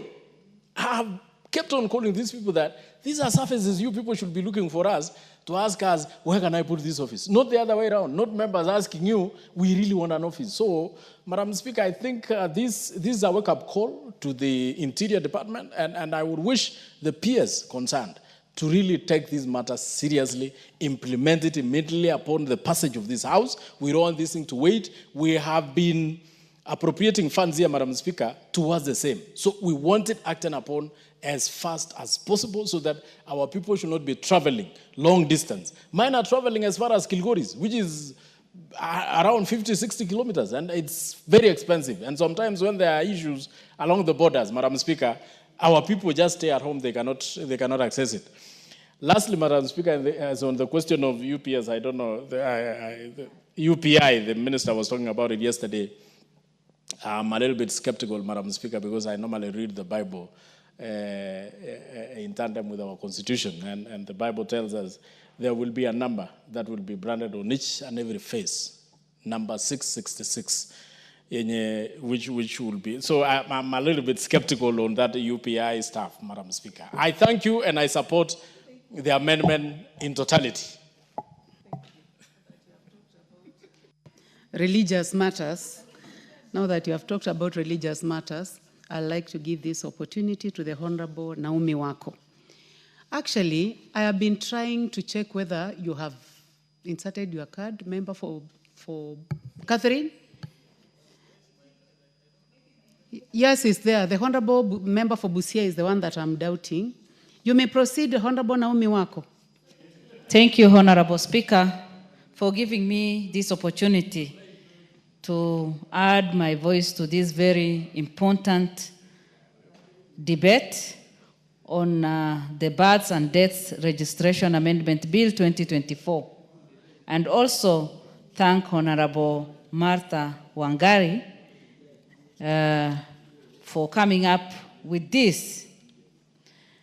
Honorable Speaker, if there is any amendment we need now, it is this in this country. And thank you, Mheshimiwa, for looking, ahead and for being ahead of us and being concerned with the future generation, because this bill will assist a lot our young people. Honorable Speaker, I come from one of the largest counties. My county is the second largest. And the farthest from the headquarters is like 300 or 400 kilometers away. And normally, people travel to the headquarters to get their birth certificate. And especially now that the government has said that the birth certificate is a requirement to all primary school children admission, and it is a must for every child to have their birth certificate as they register or as they enroll in primary school. Honorable Speaker, some of us during our time, the only thing we did was to just hold our ears and show people that at least we are of age. And they used to check us and confirm that we are citizens, and especially those of us who come from the border. Now we are beyond that, and birth certificate is a serious requirement. And also as they register, it helps even the education ministry to have the data, what we call the names, to identify, to have the data, and also track every student, and also in allocation of funds to schools. So it is a very serious requirement, and most of the schools in northern Kenya today are not even getting the funds because some students don't have the birth certificate. So what do we need to do as a government? Honorable Speaker, the best is to make sure that we bring the service closer to the people. And we have the DCC offices. Honorable Martha has suggested that in every constituency we have, because we have 290 constituencies, and we have 143 only under this office of birth and death certificate. So if we can even go further and make sure that anywhere we have a DCC, we have that office, we make sure that birth and death certificate is there. Or even as people go to the hospitals, although I know in my place, some people don't even deliver in hospitals, we make sure, even as we just give the notification that a child has been born and all these other things, we make sure that the birth certificates for all the people who are around there will be issued as soon as possible. Honorable Speaker, this is something that we need to pass as quickly as possible so that that service can be brought closer to every citizen, so that our young going children to school, our children who are going to school will benefit. Honorable Speaker, again, when we talk about birth certificates, it is 61 years since we got independence. And people like those people who come from Marsabit, they travel for, as I said, over 300 kilometers to get their birth certificate. And we cannot continue that way. And that is why I suggest that we make sure that the service is brought close to the people, that we empower people. The only thing that we need is to have enough personnel, Honorable Speaker. When we have enough personnel, we can even have what we call mobile registration centers that, even if it is under a tree, the staff can move there, the class can move there, and just say that today we are in this village under this tree and issuing birth certificates, and make sure that especially before the children join primary schools in January, we have like mass registration so that nobody suffers. Nobody suffers, because currently many students are in school and they don't have birth certificate, and even immediately we can make sure, we can just say that we want all the students in any school or primary school, registrations can take place there for any child who does not have any birth certificate, because that can help, because I know, like in my place, there are students in classes who do not have their birth certificate. So we can say, let us make sure as a government that we have mass registrations in all the schools to make sure that every child is having his or her birth certificate, and then we come up with the idea of bringing it closer to the people, and we do that as soon as possible. And every December, November, December, we have mass registration to cover those people who come from far areas and remote areas. Thank you, and with those few remarks, I support and I congratulate Honorable Martha. Thank you very much. The Honorable Dr. Makali Mulu, member for Kitui Central.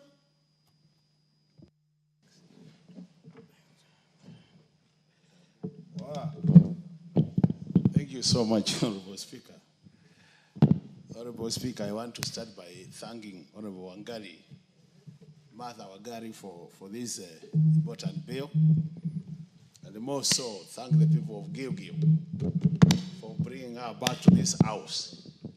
Because, Honorable Speaker, this bill was actually moved in the 12th Parliament, but because of the time it takes to process a bill, it expired with the 12th Parliament, and you can see it has taken about 3 years for us to find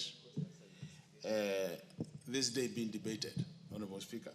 So, Honorable Speaker, we have a reason to thank the people of Gilgil for bringing Mother back to this house so that she could actually continue this bill and see it up to the end, becoming an act of Parliament. I want to associate myself with those who are saying that it's important that we get these offices in the sub-counties, Honorable Speaker. Honorable Speaker, you realize that the first certificate you get, even before you've gone to any school, just minutes after you are born, is a birth certificate. And then after you get that one, you'll be able to acquire other certificates as you leave. And then the final certificate you get is a birth certificate. A death one, when you die, Honorable Speaker. Which means this bill is very important because it opens the doors for Kenyans to get the first certificate. Honorable Makali, on a light touch. And get the last one, the last certificate. Yeah, the last one. Maybe other people get it for you. I mean, but it is yours. It is written, it is on your name, so it is still yours. Even though the people use it to do other things, but it's still on your name. And that's why these certificates are very important, Honorable Speaker, because you realize that, for example, it is now mandatory that for you to register for most of the exams, starting the first one, you sit as a child, you must have this document. So, which means, really, parents have to go out of their way, Honorable Speaker, to get this document. And as members have said, some of our parents are going very, very long distances to access this document. In other areas, they travel today, get to the office, even find the register is not there, and they go back to their homes, and they have to come tomorrow or the other week. At times, they go to some of these offices and find very arrogant officers who don't even serve them. And they are forced by circumstances also to come back another day. So, Honorable Speaker, when I see an effort being made to have these offices near where we live, it is a step in the right direction, Honorable Speaker. And that's why we really want to appreciate and say that. I think the challenge has always been that we are very good at creating offices, but we don't make them operational. You have heard the chairman, Committee on Administration and National Security, saying we have over 400 administrative offices, and the only operational ones are 200 and something, Honorable Speaker. meaning these offices are there, but they don't exist in terms of either office blocks or having an officer managing the office.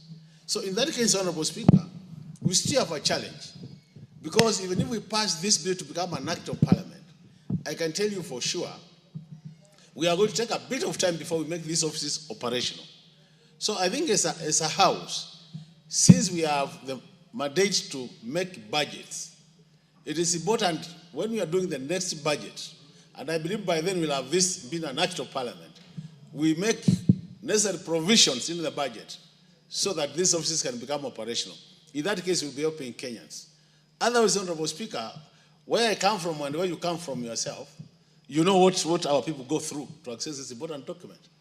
When it comes to the death certificate, Honorable Speaker, we know most of the issues, land issues our people are struggling with, is because somebody passed on, they don't have a death certificate.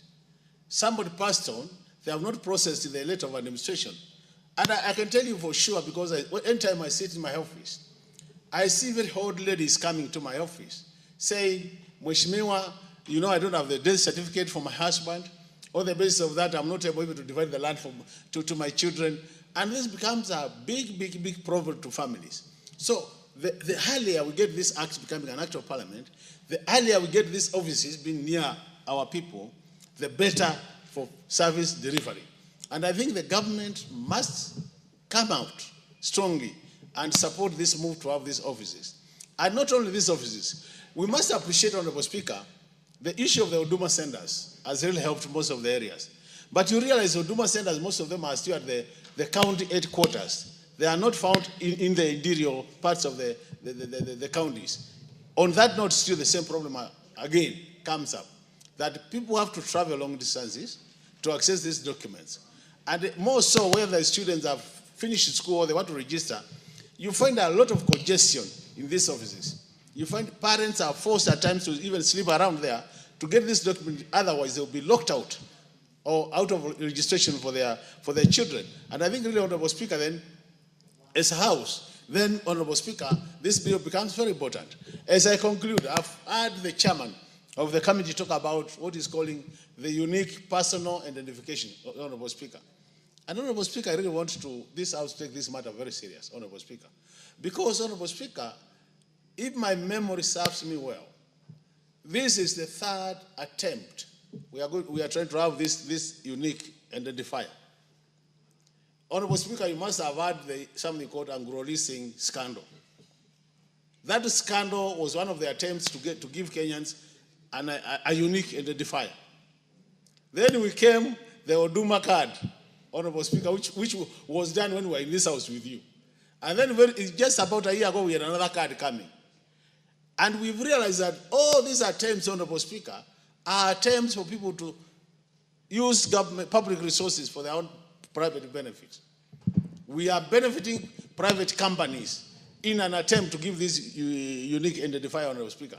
So I'm saying, Honorable Speaker, the chairman, Committee on Administration and National Security, should assure this House that this further attempt will give us a unique identifier and not the stories we have had in the past, which come every 2 years. People get their card, they put it in the pocket, and they introduce it again. Otherwise, we should be able to say no to this process. Because the outcome of that process is very important to the country, Honorable Speaker. It doesn't make sense, Honorable Speaker, if I get to your debate now, I'll find so many cards there. And all those cards are talking about, Honorable Speaker. Other than just having one card, which you can use for share, which you can use for your bank, which you can use for everything. Just one card. But because we don't want to get it right, Honorable Speaker, we keep on going round, and round. So, Honorable Speaker, I thought it's important I say that, because we've said it many times, Honorable Speaker, that the issue of corruption in this country is a very, very serious matter.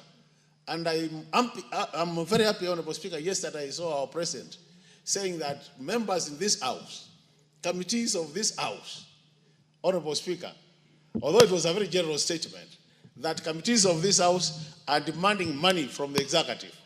How I wish, Honorable Speaker, because our President has access to National Intelligence Service, and he has national intelligence information.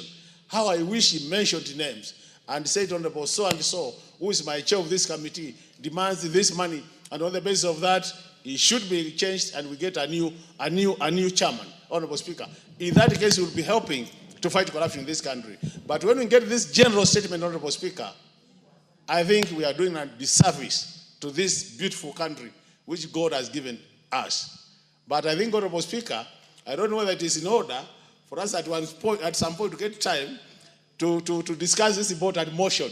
The motion that members of parliament are actually being bribed to change committee reports.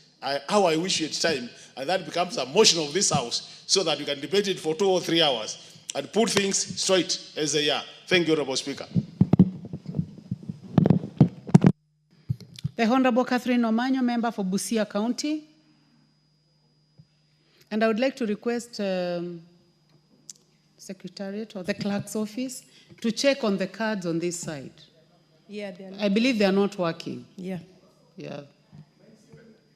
Especially for Catherine Omanyo, I mean, we had, the table had to ask her whether she's waiting to speak. Yeah. So I would like to apologize, but you. Please continue. Thank you, Madam Speaker.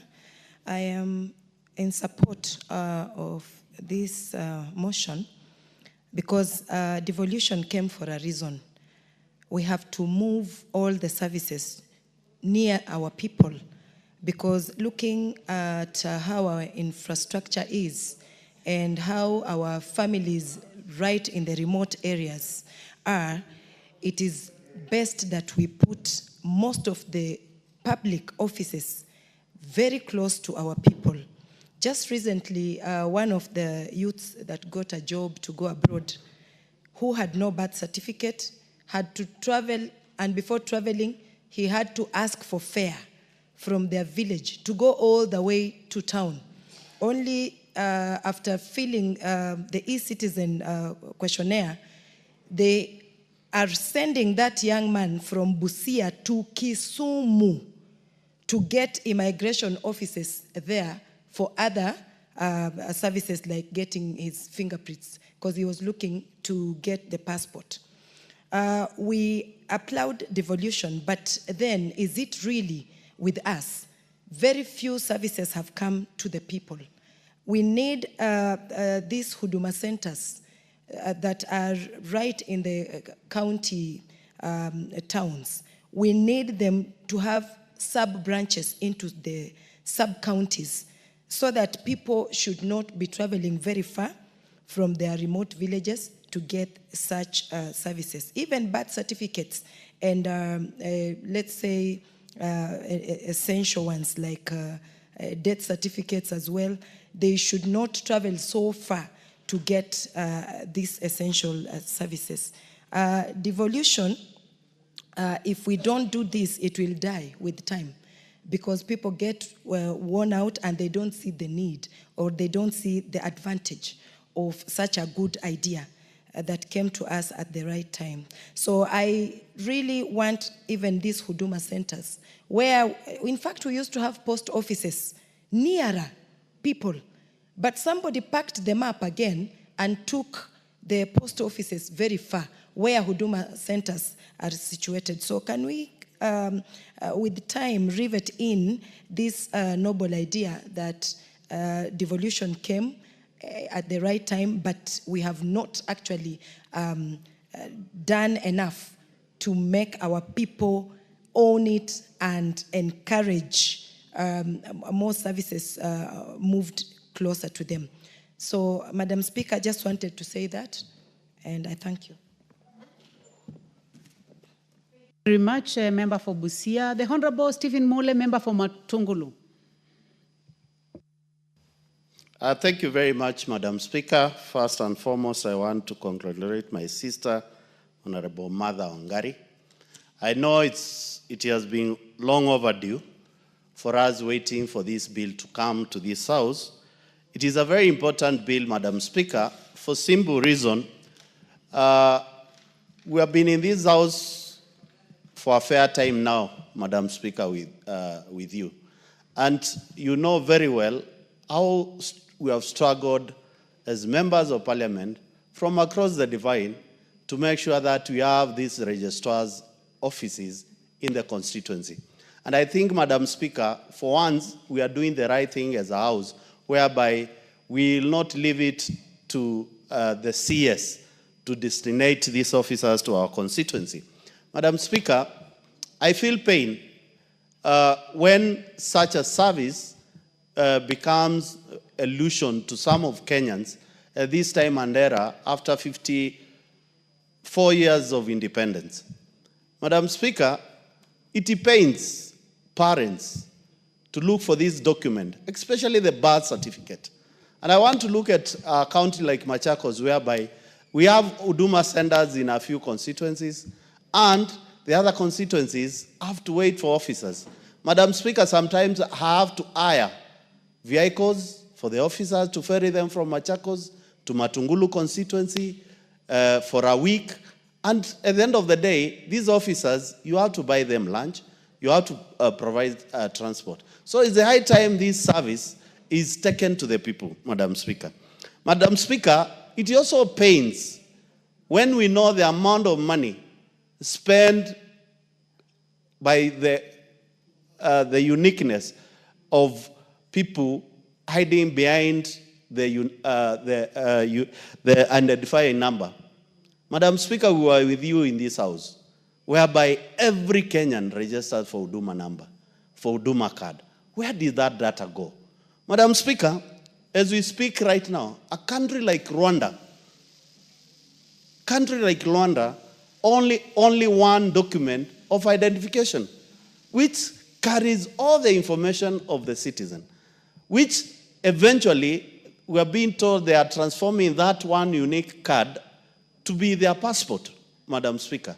It is important, Madam Speaker, as Kenya, we see how best we integrate all the information of every citizen in one document, Madam Speaker, to make sure that Kenyans don't spend more money, don't spend a lot of time looking for this document.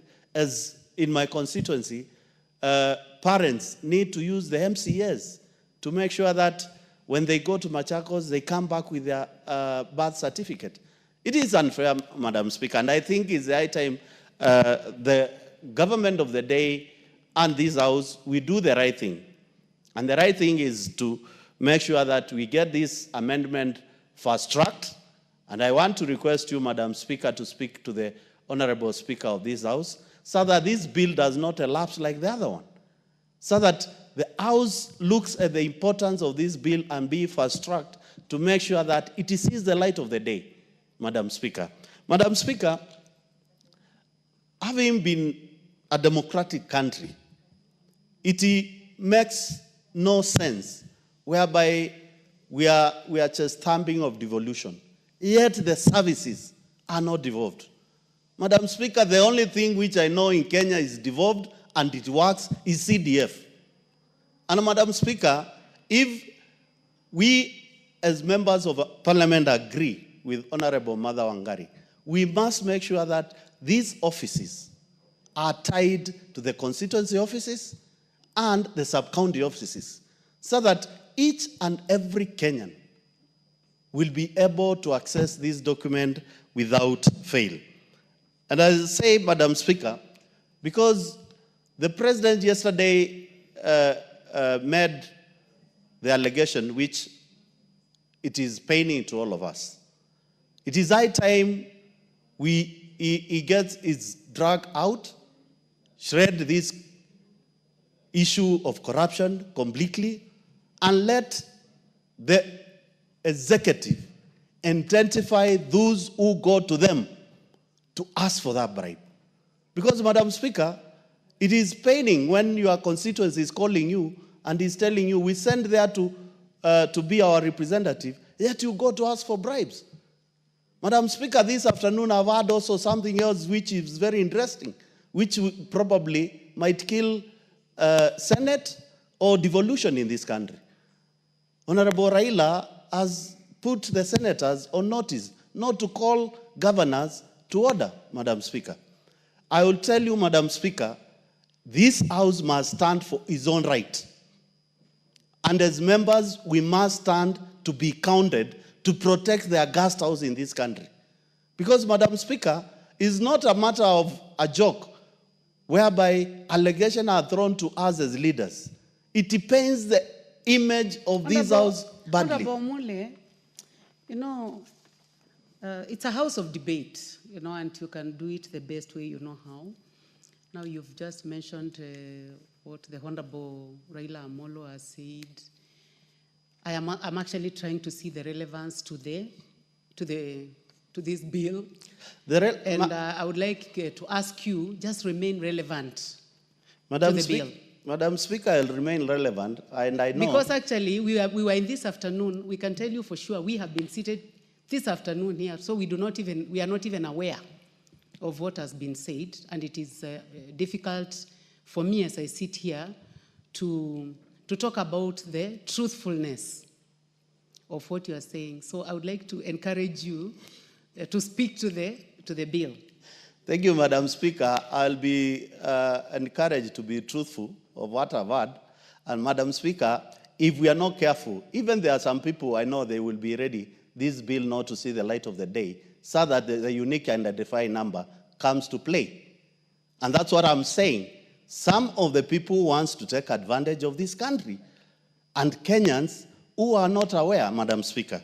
And we are saying this, Madam Speaker, we are putting it squarely to the CS Interior to make sure that once this amendment is passed, Madam Speaker, each and every sub-county in this country have a birth registrar, at the same time have a death registrar. It is a right for every Kenyan. I've heard Honorable Naomi Wako talk about our constituents, our vast constituency of Marsabit. Madam Speaker, we have kids in school who don't have birth certificates. It is unfair. It is uncalled for. And when we say some of the issues we must protect, this is one of the issues. Because to be a Kenyan by birth is a right given to you by your God. It is not a matter of the government of the day. It is the reality. You are a Kenyan, but the government has a responsibility to recognize you without any more pain, Madam Speaker. So we are saying, thank you and kudos to Honorable Wangari Maathai, so that this bill move with speed, this bill get implemented, and Madam Speaker, as a House, we need also to scrutinize the unique identifying number being talked about. Serious amount of money might be spent, yet this same ministry does not have money to give us officers to the sub-counties. We want to call it to the minister to make sure that he explained to the House, what is this unique identifying number?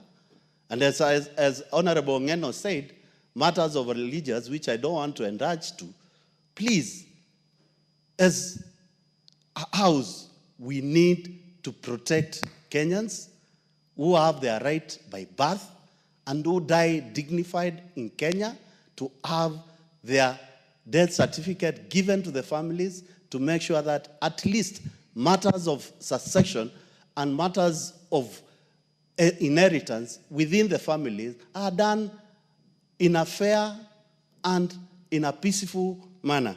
I want to support, and I want to tell Honorable Wangari, we'll be seeking some amendments as we go on. I will share with you the amendments we want to bring so that the birth certificate becomes the key document for any Kenyan, and it must be digital, a card whereby each and every Kenyan will be proud of in the future. Thank you, Madam Speaker. Thank you. The Honorable Mishi Mboko, Member for Likoni and Commissioner. Yeah, thank you, Madam Speaker, for giving me this opportunity. Madam Speaker, first I want to congratulate my sister, Honorable Martha Wangari, for this very important bill.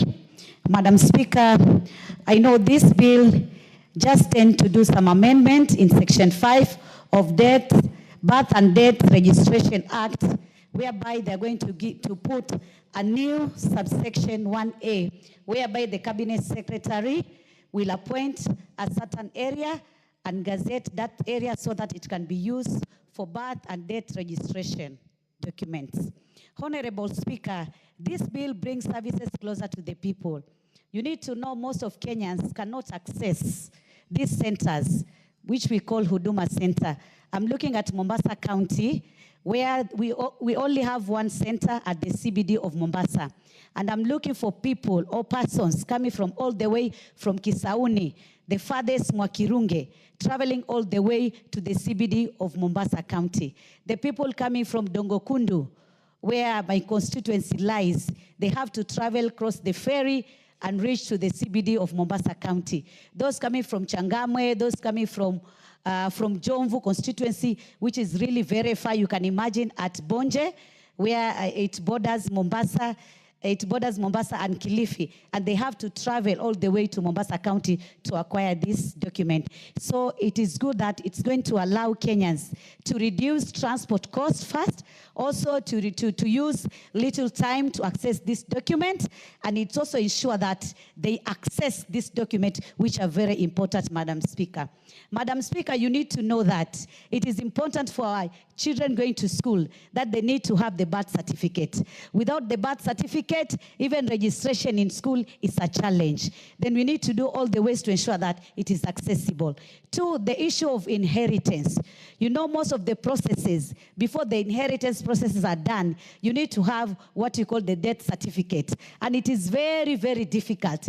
In fact, most of Kenyans, especially those coming from the rural area, do not even understand that if a relative or a person dies, you need to acquire this document. So when we have an area in the sub-county or in the constituency, it means we can also do some outreach services, whereby maybe within a month or twice in a month, you can do the outreach program. You go to the villages, you sensitize Kenyans, and you allow them to do the application, and later on they can acquire those documents, Honorable Speaker. Madam Speaker, also this bill will uphold the Constitution and human rights, Madam Speaker. This country is being governed by the rule of law, and our mother law is the Constitution. Madam Speaker, in the Article 6.3 says that all state organs shall ensure reasonable access to services in all parts of the Republic. But what we are seeing right now, it is not true. So many areas, especially the rural setup, do not have centers where they can acquire these services, Honorable Speaker. So it means it's like we are violating this Article 6.3 in the Constitution, Honorable Speaker. Honorable Speaker, also there is a right to legal identity, and that is Article 14. Non-discrimination, that is Article 27. And also children's rights to a name and nationality. Nationality also is about the birth certificate.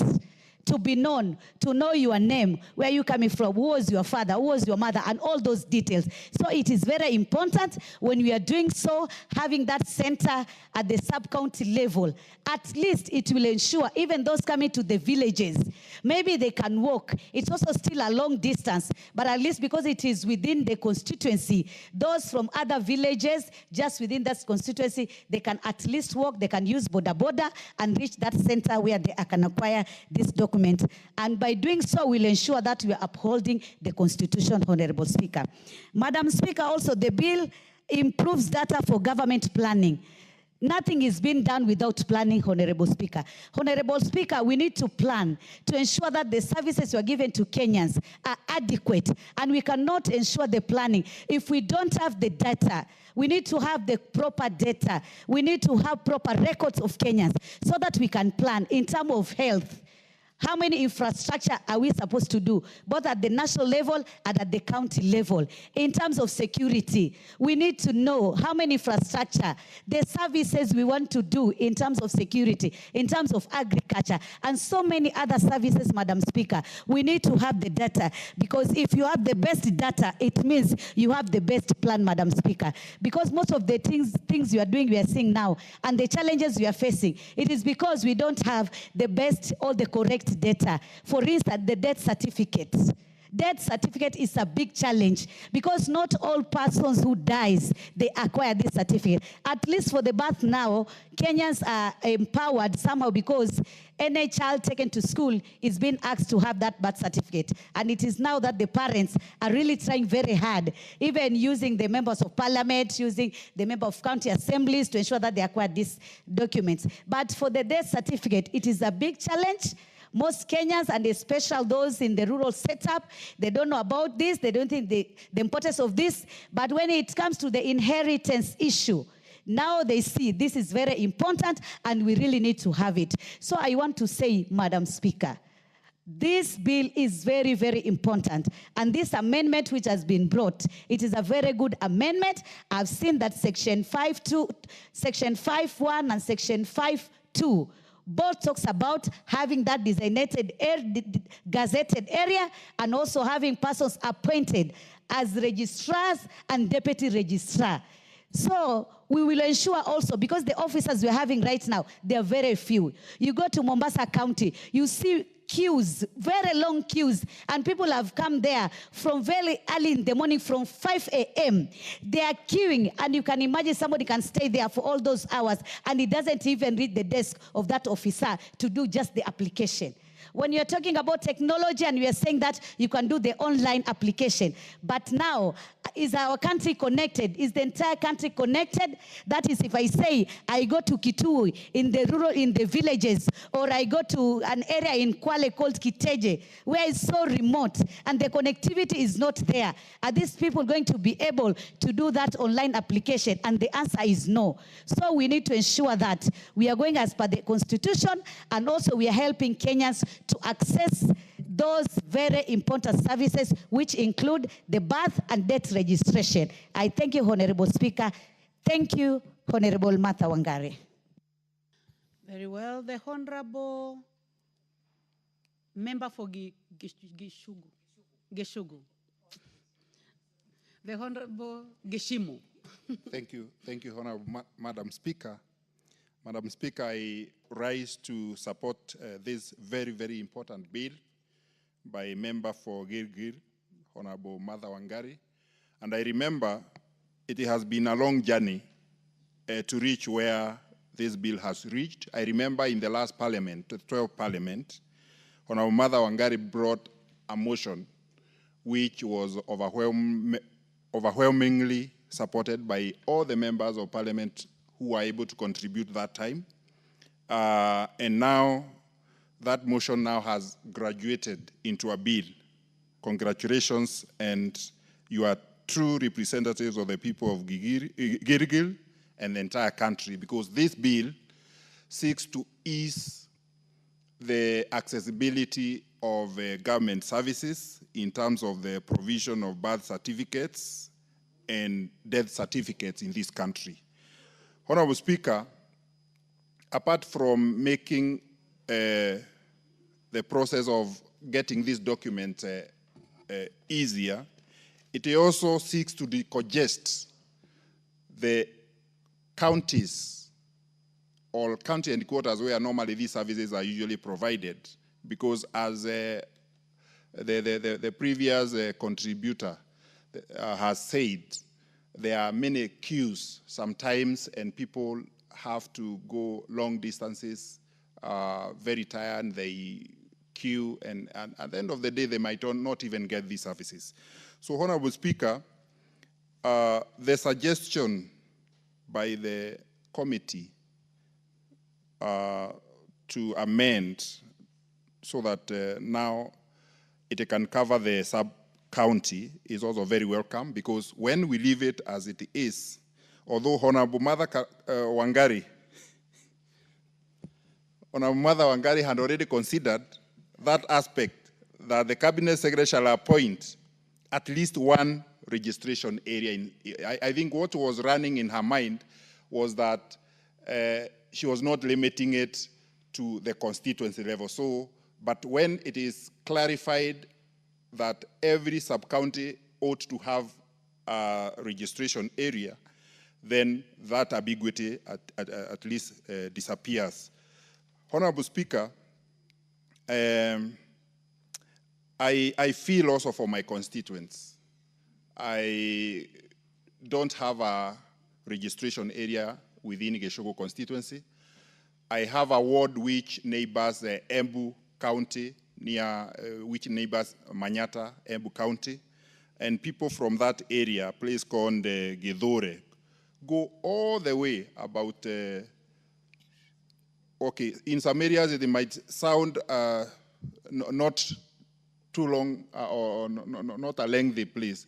It's not a lengthy distance, but they cover about 40 kilometers. I know there are some areas in this country, people cover over 100 kilometers or even 200 kilometers to access these services. But, Honorable Speaker, what we need to do as members of parliament, as we also support this, because now our NGCDF committees have the mandate also to provide infrastructure for government institutions on matters of national government, then I believe this will be one of the areas that we will be oversighting our NGCDF committees at the constituency level to see that, that they've also taken into account that the government might not be able to do all the infrastructural work. And I believe NGCDF will be coming in handy to help the communities in setting up these registration areas. Honorable Speaker, I totally agree with all the members who have contributed before, and I do not wish to belabor my points. I totally support this bill. And I do pray that before we break for recess, we'll have already finished with it and read for the third time to await the presidential assent. Thank you, Honorable Speaker. Thank you. The Honorable Joseph Cherorot, member for Kipkelion East. Thank you. Thank you, Madam Speaker. I stand to support the bill brought by Honorable Martha Wangari, member of Parliament of Gilgil. I must congratulate her and congratulate the people of Gilgil for electing her a second time, and I know they will still give her a chance to represent them in this. They'll give her that time to represent people of Gilgil in this Parliament, Madam Speaker. Madam Speaker, I want to say that birth certificate is a legal document. It's a very important document which can be used not only to identify an individual, but also to access services in the government. Madam Speaker, it's a document that can make us realize that, or people to realize our potential of being citizens of this country. This document has to be given out for free, Madam Speaker. And the challenge that we still have, having come a long way since 1963, almost 60 years since we attained our independence, still is this a document that is a bit difficult to access to it, Madam Speaker. The only way, Madam Speaker, as my colleagues have mentioned, is to make sure that we take these services closer to the people. Actually, it's not enough to do it at the county or at the sub-county level. It has to be taken way back even to the villages where citizens can access, and most of our children, Madam Speaker, can get registration. Madam Speaker, this will also help. Owning a birth certificate, Madam Speaker, can help us even to claim the possession of our children. At times we have those who have been doing the business of child trafficking, and I want to say that birth certificate is very important because a parent can be able even to trace her child or his child whenever there is any challenge or a problem, Madam Speaker.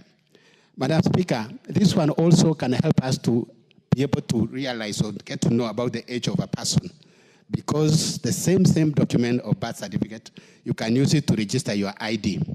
Madam Speaker, the other day we had a big scandal, or a scandal, which was aired by BBC in those sides of Maimayo, Madam Speaker, whereby there was still this issue of child as sexual exploitation, which, Madam Speaker, I think it was just... Honorable Cherorot, I know that's a very sensitive matter, but because it was discussed in this House when the substantive speaker was on this seat,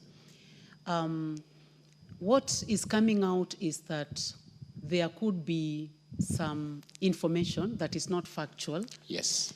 I think it is important that it comes out that way. I'll apply, Mr. Speaker, Madam Speaker. So, Madam Speaker, I want to say that also Kenya has gone digital, Mr. Speaker. And to do this birth certificate registration can be done also online. We've talked about the Huduma Center, Madam Speaker. In my area, Madam Speaker, it's a challenge because currently we don't have Huduma Center. And I want to say that if we have several Huduma Centers at the lower level, at the grassroots, Madam Speaker, it will help us to fast track and to make sure that no child is actually left out when we are doing the registration, Madam Speaker. Again, Madam Speaker, registering our children or having the birth certificate can help our country to budget economically and to make sure that when they are doing the budget, they know the government can be able to know the population of its citizens, Madam Speaker. Madam Speaker, I want to say also that the same document can help also our children, Madam Speaker, from being vulnerable, from vulnerability, Madam Speaker, because it can help to make sure that those children access education and they can also access other government services, Madam Speaker. So, Madam Speaker, I want to say that I support the bill and I want to thank Honorable Mother Wangare for bringing this bill. Thank you, Madam Speaker. I support the bill. Thank you very much, Member for Kipkelion East. The Honorable Wilberforce Oundo, Member for Funyula. Thank you, Honorable Speaker, for giving me this opportunity to also support a bill by Honorable Martha Wangari, because if I didn't, I would lose some privileges that I always get in some places. Honorable Speaker, I must say, it might also look... What is out of order? You have withdrawn your... Okay, thank you very much for withdrawing. Proceed. From the onset, we could look at it as a knockers amendment, proposed amendment, but it's extremely important, Honorable Speaker. I'm lucky that my constituency of Funyula has got a registration section with very hardworking men and women that facilitate. But I want to echo the sentiment raised by my colleagues that we are members of the National Assembly that represent the interests of all the people of Kenya, and therefore any bill that attempts to solve the problems of Kenya must be supported unequivocally and in wholesale. Honorable Speaker, I also want to agree with the comments by the chair of the committee that instead of talking about our constituency, let's look at the Ngao administrative unit. And I say so because I was in High Court the day some courts of High Court judges poked holes on NGCDF, arguing that our constituency is not an administrative unit, it's an electoral unit. So to avoid that ambiguity and to avoid any busybody going to court and forestalling such a progressive bill, I request Martha to agree that we move, so that we move from the word constituency, but to county or sub-county or a division, as might be outlined in the Ngao Act. Honorable Speaker, many places along the border, many counties along the border have got another unique problem. And the unique problem is this, Honorable Speaker, and I want Martha, as you proceed to prosecute this matter, you must bring this to the fore. For a child to get a birth certificate, the mother requires an ID card or some form of identification about nationality. I come from Busia, Funyula constituency generally. We have many cases of young, beautiful ladies who cross over from Uganda. They come to look for better economic prospects in Kenya and get hard-working Samia men who marry them. Unfortunately, before they lifted this blanket ban, they were never eligible to get IDs. So you'd imagine a lady presenting a birth notification without an ID, the child will not get a birth certificate. So you find that, Honorable Speaker, in Funyula constituency, about 50% of children who are in primary school are not in MEMS database because they do not have a birth certificate. Many times, we have to be ingenious to even get them registered for exams. Indeed, and that's why I wanted we go beyond the proposal here and probably look at other clauses or sections in the law to enable us probably drop some of this draconian and unreasonable documentation required for this particular aspect. So that you see, once a child is confirmed to have been born in Kenya, there is a birth notification. Regardless whether the parents have got the necessary citizenship documents, that child is a Kenyan by birth, they should be accorded all documents that allow them to naturalize their citizenship of Kenya. So that's a matter that I probably will review, will consult, and see whether we can expand the amendment here to go to matters that were not contemplated. Honorable Speaker, the other issue also I want to bring, and this I want to bring to the ladies who are here and the mothers all over this country. There is an emerging trend that sometimes we confront when the NGCDF issues bursary application, during a bursary application. You'd find a birth certificate has got the mother's name, but the father's section has got some stars, some cancelled. So obviously, naturally, some of us cannot understand how is that possible. We normally ask questions. And the answers that we get, and this is also a matter to ponder about, that one, the expected father declined to provide the documentation to be included on the birth certificate. Honorable Mother, since you have started this journey, it's a matter you need to apply to yourself. What can we do? Because naturally, a child has got a father and a mother. Naturally. The only person who is known not to have had a father was Jesus Christ. In recorded history, I've read very many history books. I've never come across any child who came into this world without any combined effort between a male and a female. So it baffles many of us, the grandfather, so to speak, it baffles many of us that a birth certificate... we have a point of order from the Honorable Moses Kirima. Are you raising this because of your position as a bishop or...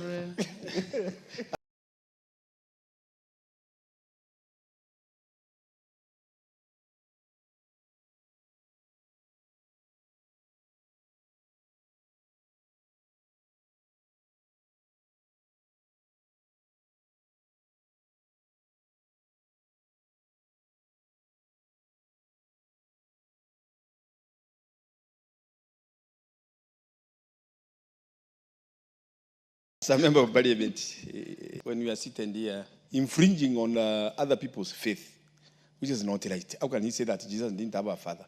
We know that Jesus is a son of God. So that... Thank you, Bishop, for that clarification. And let me rephrase it. Because now we are in a house of rules. So give me a minute.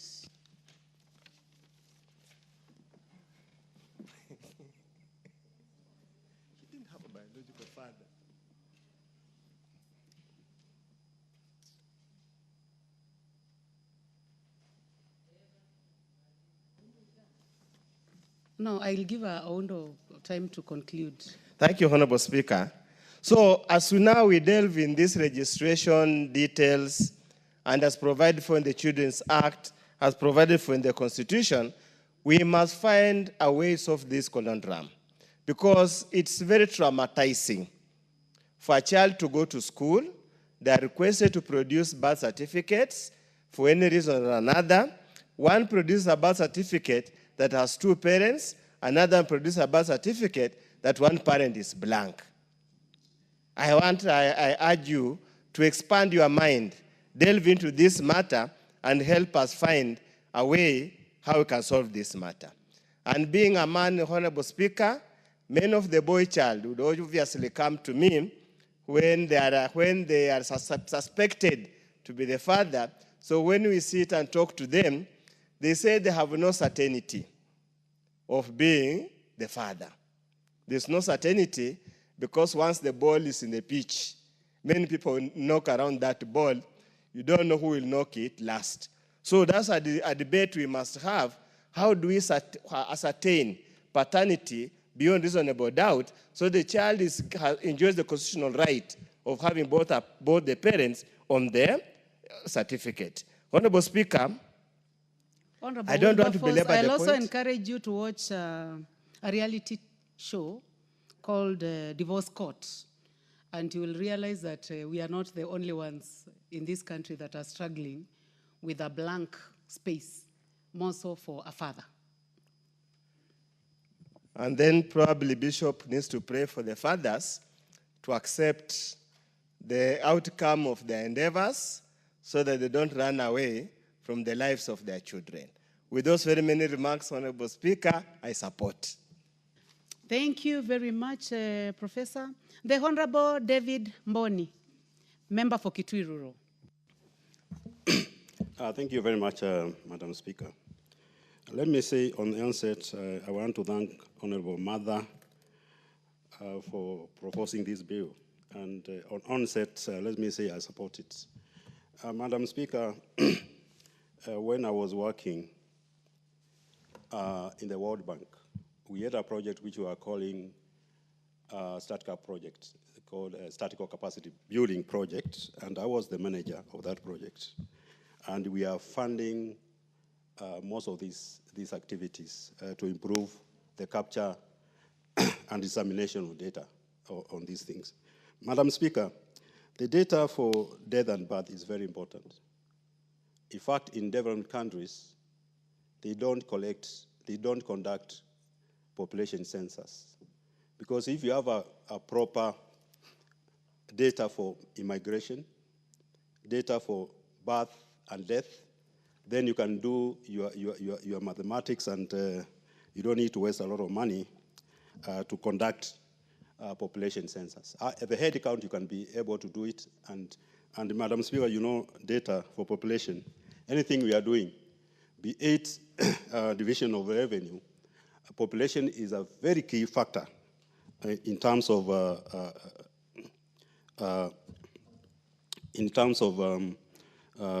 planning for this country currently. Mr. Speaker, this bill to me is very important because where I come from, I'm one of the people who are affected because the offices for registrations of persons, actually it's called civil registration. They are very far. Me and you know where you come from. We come from Kitui. And most of the offices, the major office is in Kitui town.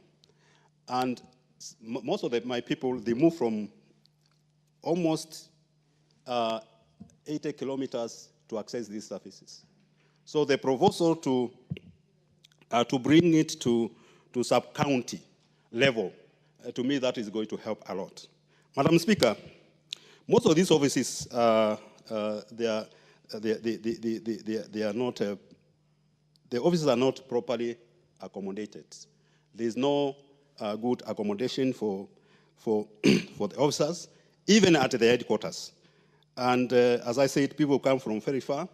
If you go to these offices, they are very crowded. You go there, even to get the services can be a challenge. I mean, if somebody is moving for 80 kilometers and go there and find that you can't get the services, that's not very good. So I think it's very important if this office can be brought near the people so that people can get the services which they require. Mr. Speaker, Madam Speaker, if you look at the training, and these, I mean, everybody knows that the country is lacking finances. These staff, most of them are not trained. In fact, most of the staff who are working there, they are interns, which require training. I mean, the staff should be trained. And the staff should be equipped with computing equipment so that at least they can be able to give proper services to the people. Mr. Speaker, Madam Speaker, I think with those few remarks, I support. Thank you very much, Honorable Malika. The Honorable Moses Kerima, member for Central Imenti. Thank you, Madam Speaker, for giving me this opportunity to contribute to this important bill. First, I thank the mover of the bill, Madam Mother Wangari, for having this bill at the late time, because this is a time when we are going to have the registration of voters, and other people are supposed to be issued with identity cards, and they can't have identity cards mainly without a birth certificate. Madam Speaker, this bill as it is, it's important to the Kenyans because there are a number of things which have taken place within a span of 2 to 3 years, of which time before, the birth certificate and certificate for death used to be issued by the registrar at a very minimal cost of about 50 shillings. But as per the date today, to have a birth certificate is costing the common man much amount of money, which a number of them cannot afford. And not the birth certificate alone, even the death certificate, for those who want to use the same birth certificate, death certificates to acquire letters of administration as it's required by the law, that there must be an evidence that somebody is dead. For that person to be certified to be dead, there must be a death certificate. The common man in the village is also getting it very difficult to acquire the same because of the cost. 1,000 shillings for a birth certificate and 1,000 shillings for a death certificate actually is enormous. So it should be considered that we are not doing so much in favor because this is a constitutional right for one to have this document. But now, for our people to enjoy this constitutional right, it's not guaranteed because we have banned them for we have put prices which they cannot afford to acquire the same. To me, I would find it very easy. If Madam Mother, I can go further, of which I would propose that if a child can be given a birth certificate at the hospital, as it is done in Western countries. In developed countries, if you go to America, if you go to Britain, Germany, and those other countries which are surrounding the, let's say, the European countries, you'll find that a child is given a birth certificate at the hospital of birth. Where a child is born is where a child is supposed to acquire a birth certificate. The same as where a patient dies is where a person dies, not necessarily a patient, because some die without him being sick. I don't know how it is, but when it comes to the postmortem, they are found to be having some complications here and there. But there are those people who go to sleep, where they are very normal. It is said to be very, ordinarily they are very normal. But when it comes to the morning, they don't wake up. But see, those ones, they are the ones who are supposed to be given death certificates in the registries and so on. But a person who dies, let's say, in a hospital in Nairobi, should be given death certificate in that hospital which he died, because it's easier.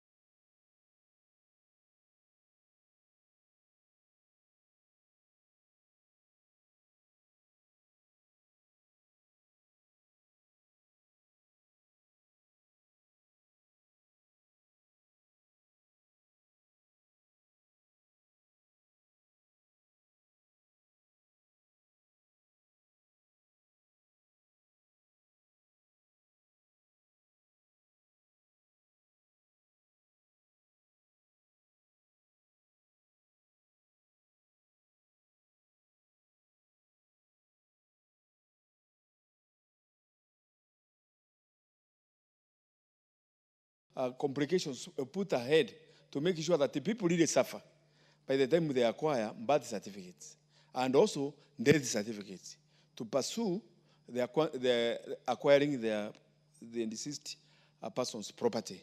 In essence, we should make it more easy for them to assess these documents. For this, it's a necessity. It's expired and birth certificate. It's a prerequisite in a number of acquiring many things in Kenya. Let's say a passport, or even an identity card, and so on. So it's really complicated for even children to register in running institutions without a birth certificate. That's why I'm suggesting that if we can have it from the hospital of birth, there is no problem. Why not? What's the issue? What is all this that you can see somebody is born, there's a notification on birth, and then there only later somebody says that you should not be given a birth certificate. Is it that you have just been dropped from somewhere, that someone else should come to certify that you are born? If your mother is there, what is all these other things you are trying to follow? If there is a father, documents will be issued to show that this is so-and-so, the father of so-and-so. And when the kid grows, things can be changed to identify the father. By the way, you'll find in Kikuyu, it's a very interesting place. You go and find that Kimani wa Wanjiku. In Meru, there is nothing like that. Oh, sijui Kichimo wa Wairimo. So you wonder, so then why can't, if there is Kichimo or Wairimo, why can't he be given his birth certificate at the place of birth? And Wairimo is in that bed with a child there. Why shouldn't he get the papers to go home with count notification instead of birth certificate? So to me, I support this bill. But, Madam Speaker, a number of things needs to be considered, even though we try to make and call Kenya a modernized state or upcoming modern state. There are a number of things which are dragging us backward, the way we were in the 1960s. And this is one of them, whereby you cannot allow a child to get a birth certificate in the hospital, which he has been born, as it is in America, Britain, or any other country. That's all, Madam Speaker. I support the motion. Thank you, Honorable Kirima. So, honorable members, there be no more interest in this bill. I now call upon the mover to reply. Honorable Martha Wangari. Thank you very much, Madam Speaker. Madam Speaker, you can see the extent of the support of this bill. Cuts across the counties, cuts across regions, cuts across parties. It is a matter that is very close to many of us. Madam Speaker, I want to thank my colleagues for all the comments, for all the support they have given. And Madam Speaker, the one thing I must agree with, maybe with Honorable Kirima to start with, is that the bureaucracy of government sometimes is not something you can even understand. Because every time you get a child in hospital, you get your birth notification, the pink paper, you go home, it takes like 3 months for you to get that birth certificate. But if it was efficient, it should be processed right at the hospital, and you get your birth certificate, Madam Speaker. And even at when you get to 18 years, it should be automatic that you get an ID, because you are born to start with. Madam Speaker, some of these requirements are making it very hard, unnecessarily so, to acquire these documents, Madam Speaker. That's why you hear Honorable Kirema speaking about the letter of the chief. You hear about the notifications and the time it takes, Madam Speaker. But also what Honorable Undo has raised is very critical. Of course, I wanted to tell him that the father of Jesus was Joseph. But more importantly, Jesus was not a normal baby. Jesus was the Son of God. So we are not able to compare with the situations. But I also have interacted with very many women, Madam Speaker, with different reasons why the father name is not in the birth certificate. And that sometimes also gets the chief to be involved because of that. And any parent who wants to be included, Madam Speaker, there are the legal ways and a way to do it, Madam Speaker. But we cannot punish a child, and it is also not illegal to have one parent on the birth certificate. Madam Speaker, I know the Honorable Timothy Kiprotich had spoken about what the CS is already doing, the Jukwaa la Usalama forums that he's undertaking, and some of the pronouncements that he's doing on the ground, like he said in his county, and even when he was in Nakuru on Tuesday, Madam Speaker, of this week, he also made other pronouncements of establishing the registries of the civil registries for Rongai constituency and for Subukia. So, Madam Speaker, it is already happening, but that discretion is what we must cure with this bill. That you don't have to be made to make noise, you don't have to bring a motion to this floor, you don't have to beg, like Ona Bungeno said, that you have even given them an office and furniture and they still don't bring a registrar. That discretion is what we want to give we want to deal with, Madam Speaker, so that every sub-county, or as constituencies I had proposed, Madam Speaker, gets a mandatory registration center. That way, Madam Speaker, the issue of which party you belong to, the issue of who are you supporting for what position, do not appear there, Madam Speaker. Every person should be served equally, Madam Speaker, to be able to get these services. Madam Speaker, I know many members have wanted to speak to this, and we have had so many, but the growth of this motion, Madam Speaker, when I brought it as a motion, it was 2020. I was lucky I got my center because of that motion. But how many other members wanted those centers? And I would have stopped at that point because Gilgil already was sorted. But I said, Madam Speaker, we legislate in this house for posterity. We don't do it just for ourselves. We want to do it equally and with no discrimination. And I want to thank all members for their support. Honorable Wako, who is seated here, Honorable Oundo, Honorable Kirema, all the ones that have supported, Boni, Omanyo, and all of them, Madam Speaker, Makali, who was very passionate about it. I appreciate all their support, and I hope that we can be able to get to the end of this. Honorable Geshimo too, Madam Speaker, who also has confirmed that he doesn't even have a civil registration center. And Madam Speaker, I want to also confirm that we discussed this with the seconder of this bill, who is the chair, Honorable Tongoyo, and we agreed that we'll move amendments on third reading or in the committee of the whole, so that we align with the Ngao Act, which is, for me, I wanted the political the political boundaries, Madam Speaker, but I am overpowered, but I also agree. We can start with the sub-counties. Some constituencies have more than one, and we hope that at least in every sub-county, we have a registrar to be able to kickstart that office. I thank you, and I beg to reply. Thank you very much, Honorable Martha Wangari. Thank you very much, honorable members. Honorable members, I now put the question that the Births and Deaths Registration Amendment Bill, National Amendment Bill number 37 of 2024, be now read a second time. As many as of that opinion say aye. As many as of a contrary opinion say nay. The ayes have it. A bill for an act of parliament to amend the Birth and Death Registration Act and for connected purposes.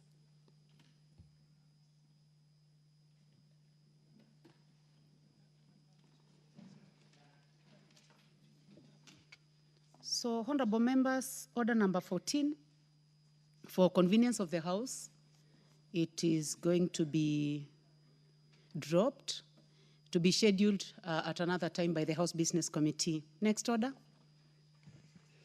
Order number 15, motion, consideration of fifth report on examination of financial statements of selected state corporations.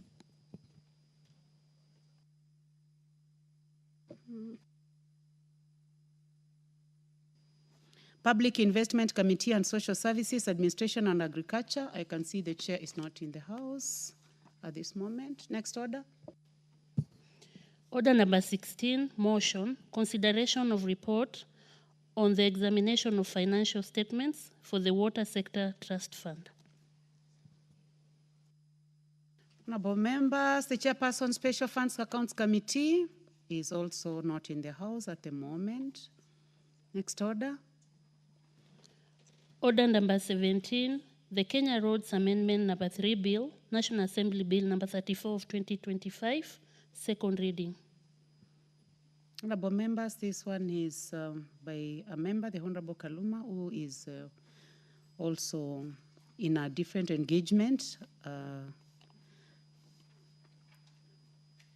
So we can move to the next order. Order number 18, the Privatization Bill, National Assembly Bill number 36 of 2025, second reading. So the majority leader also is not in at the moment.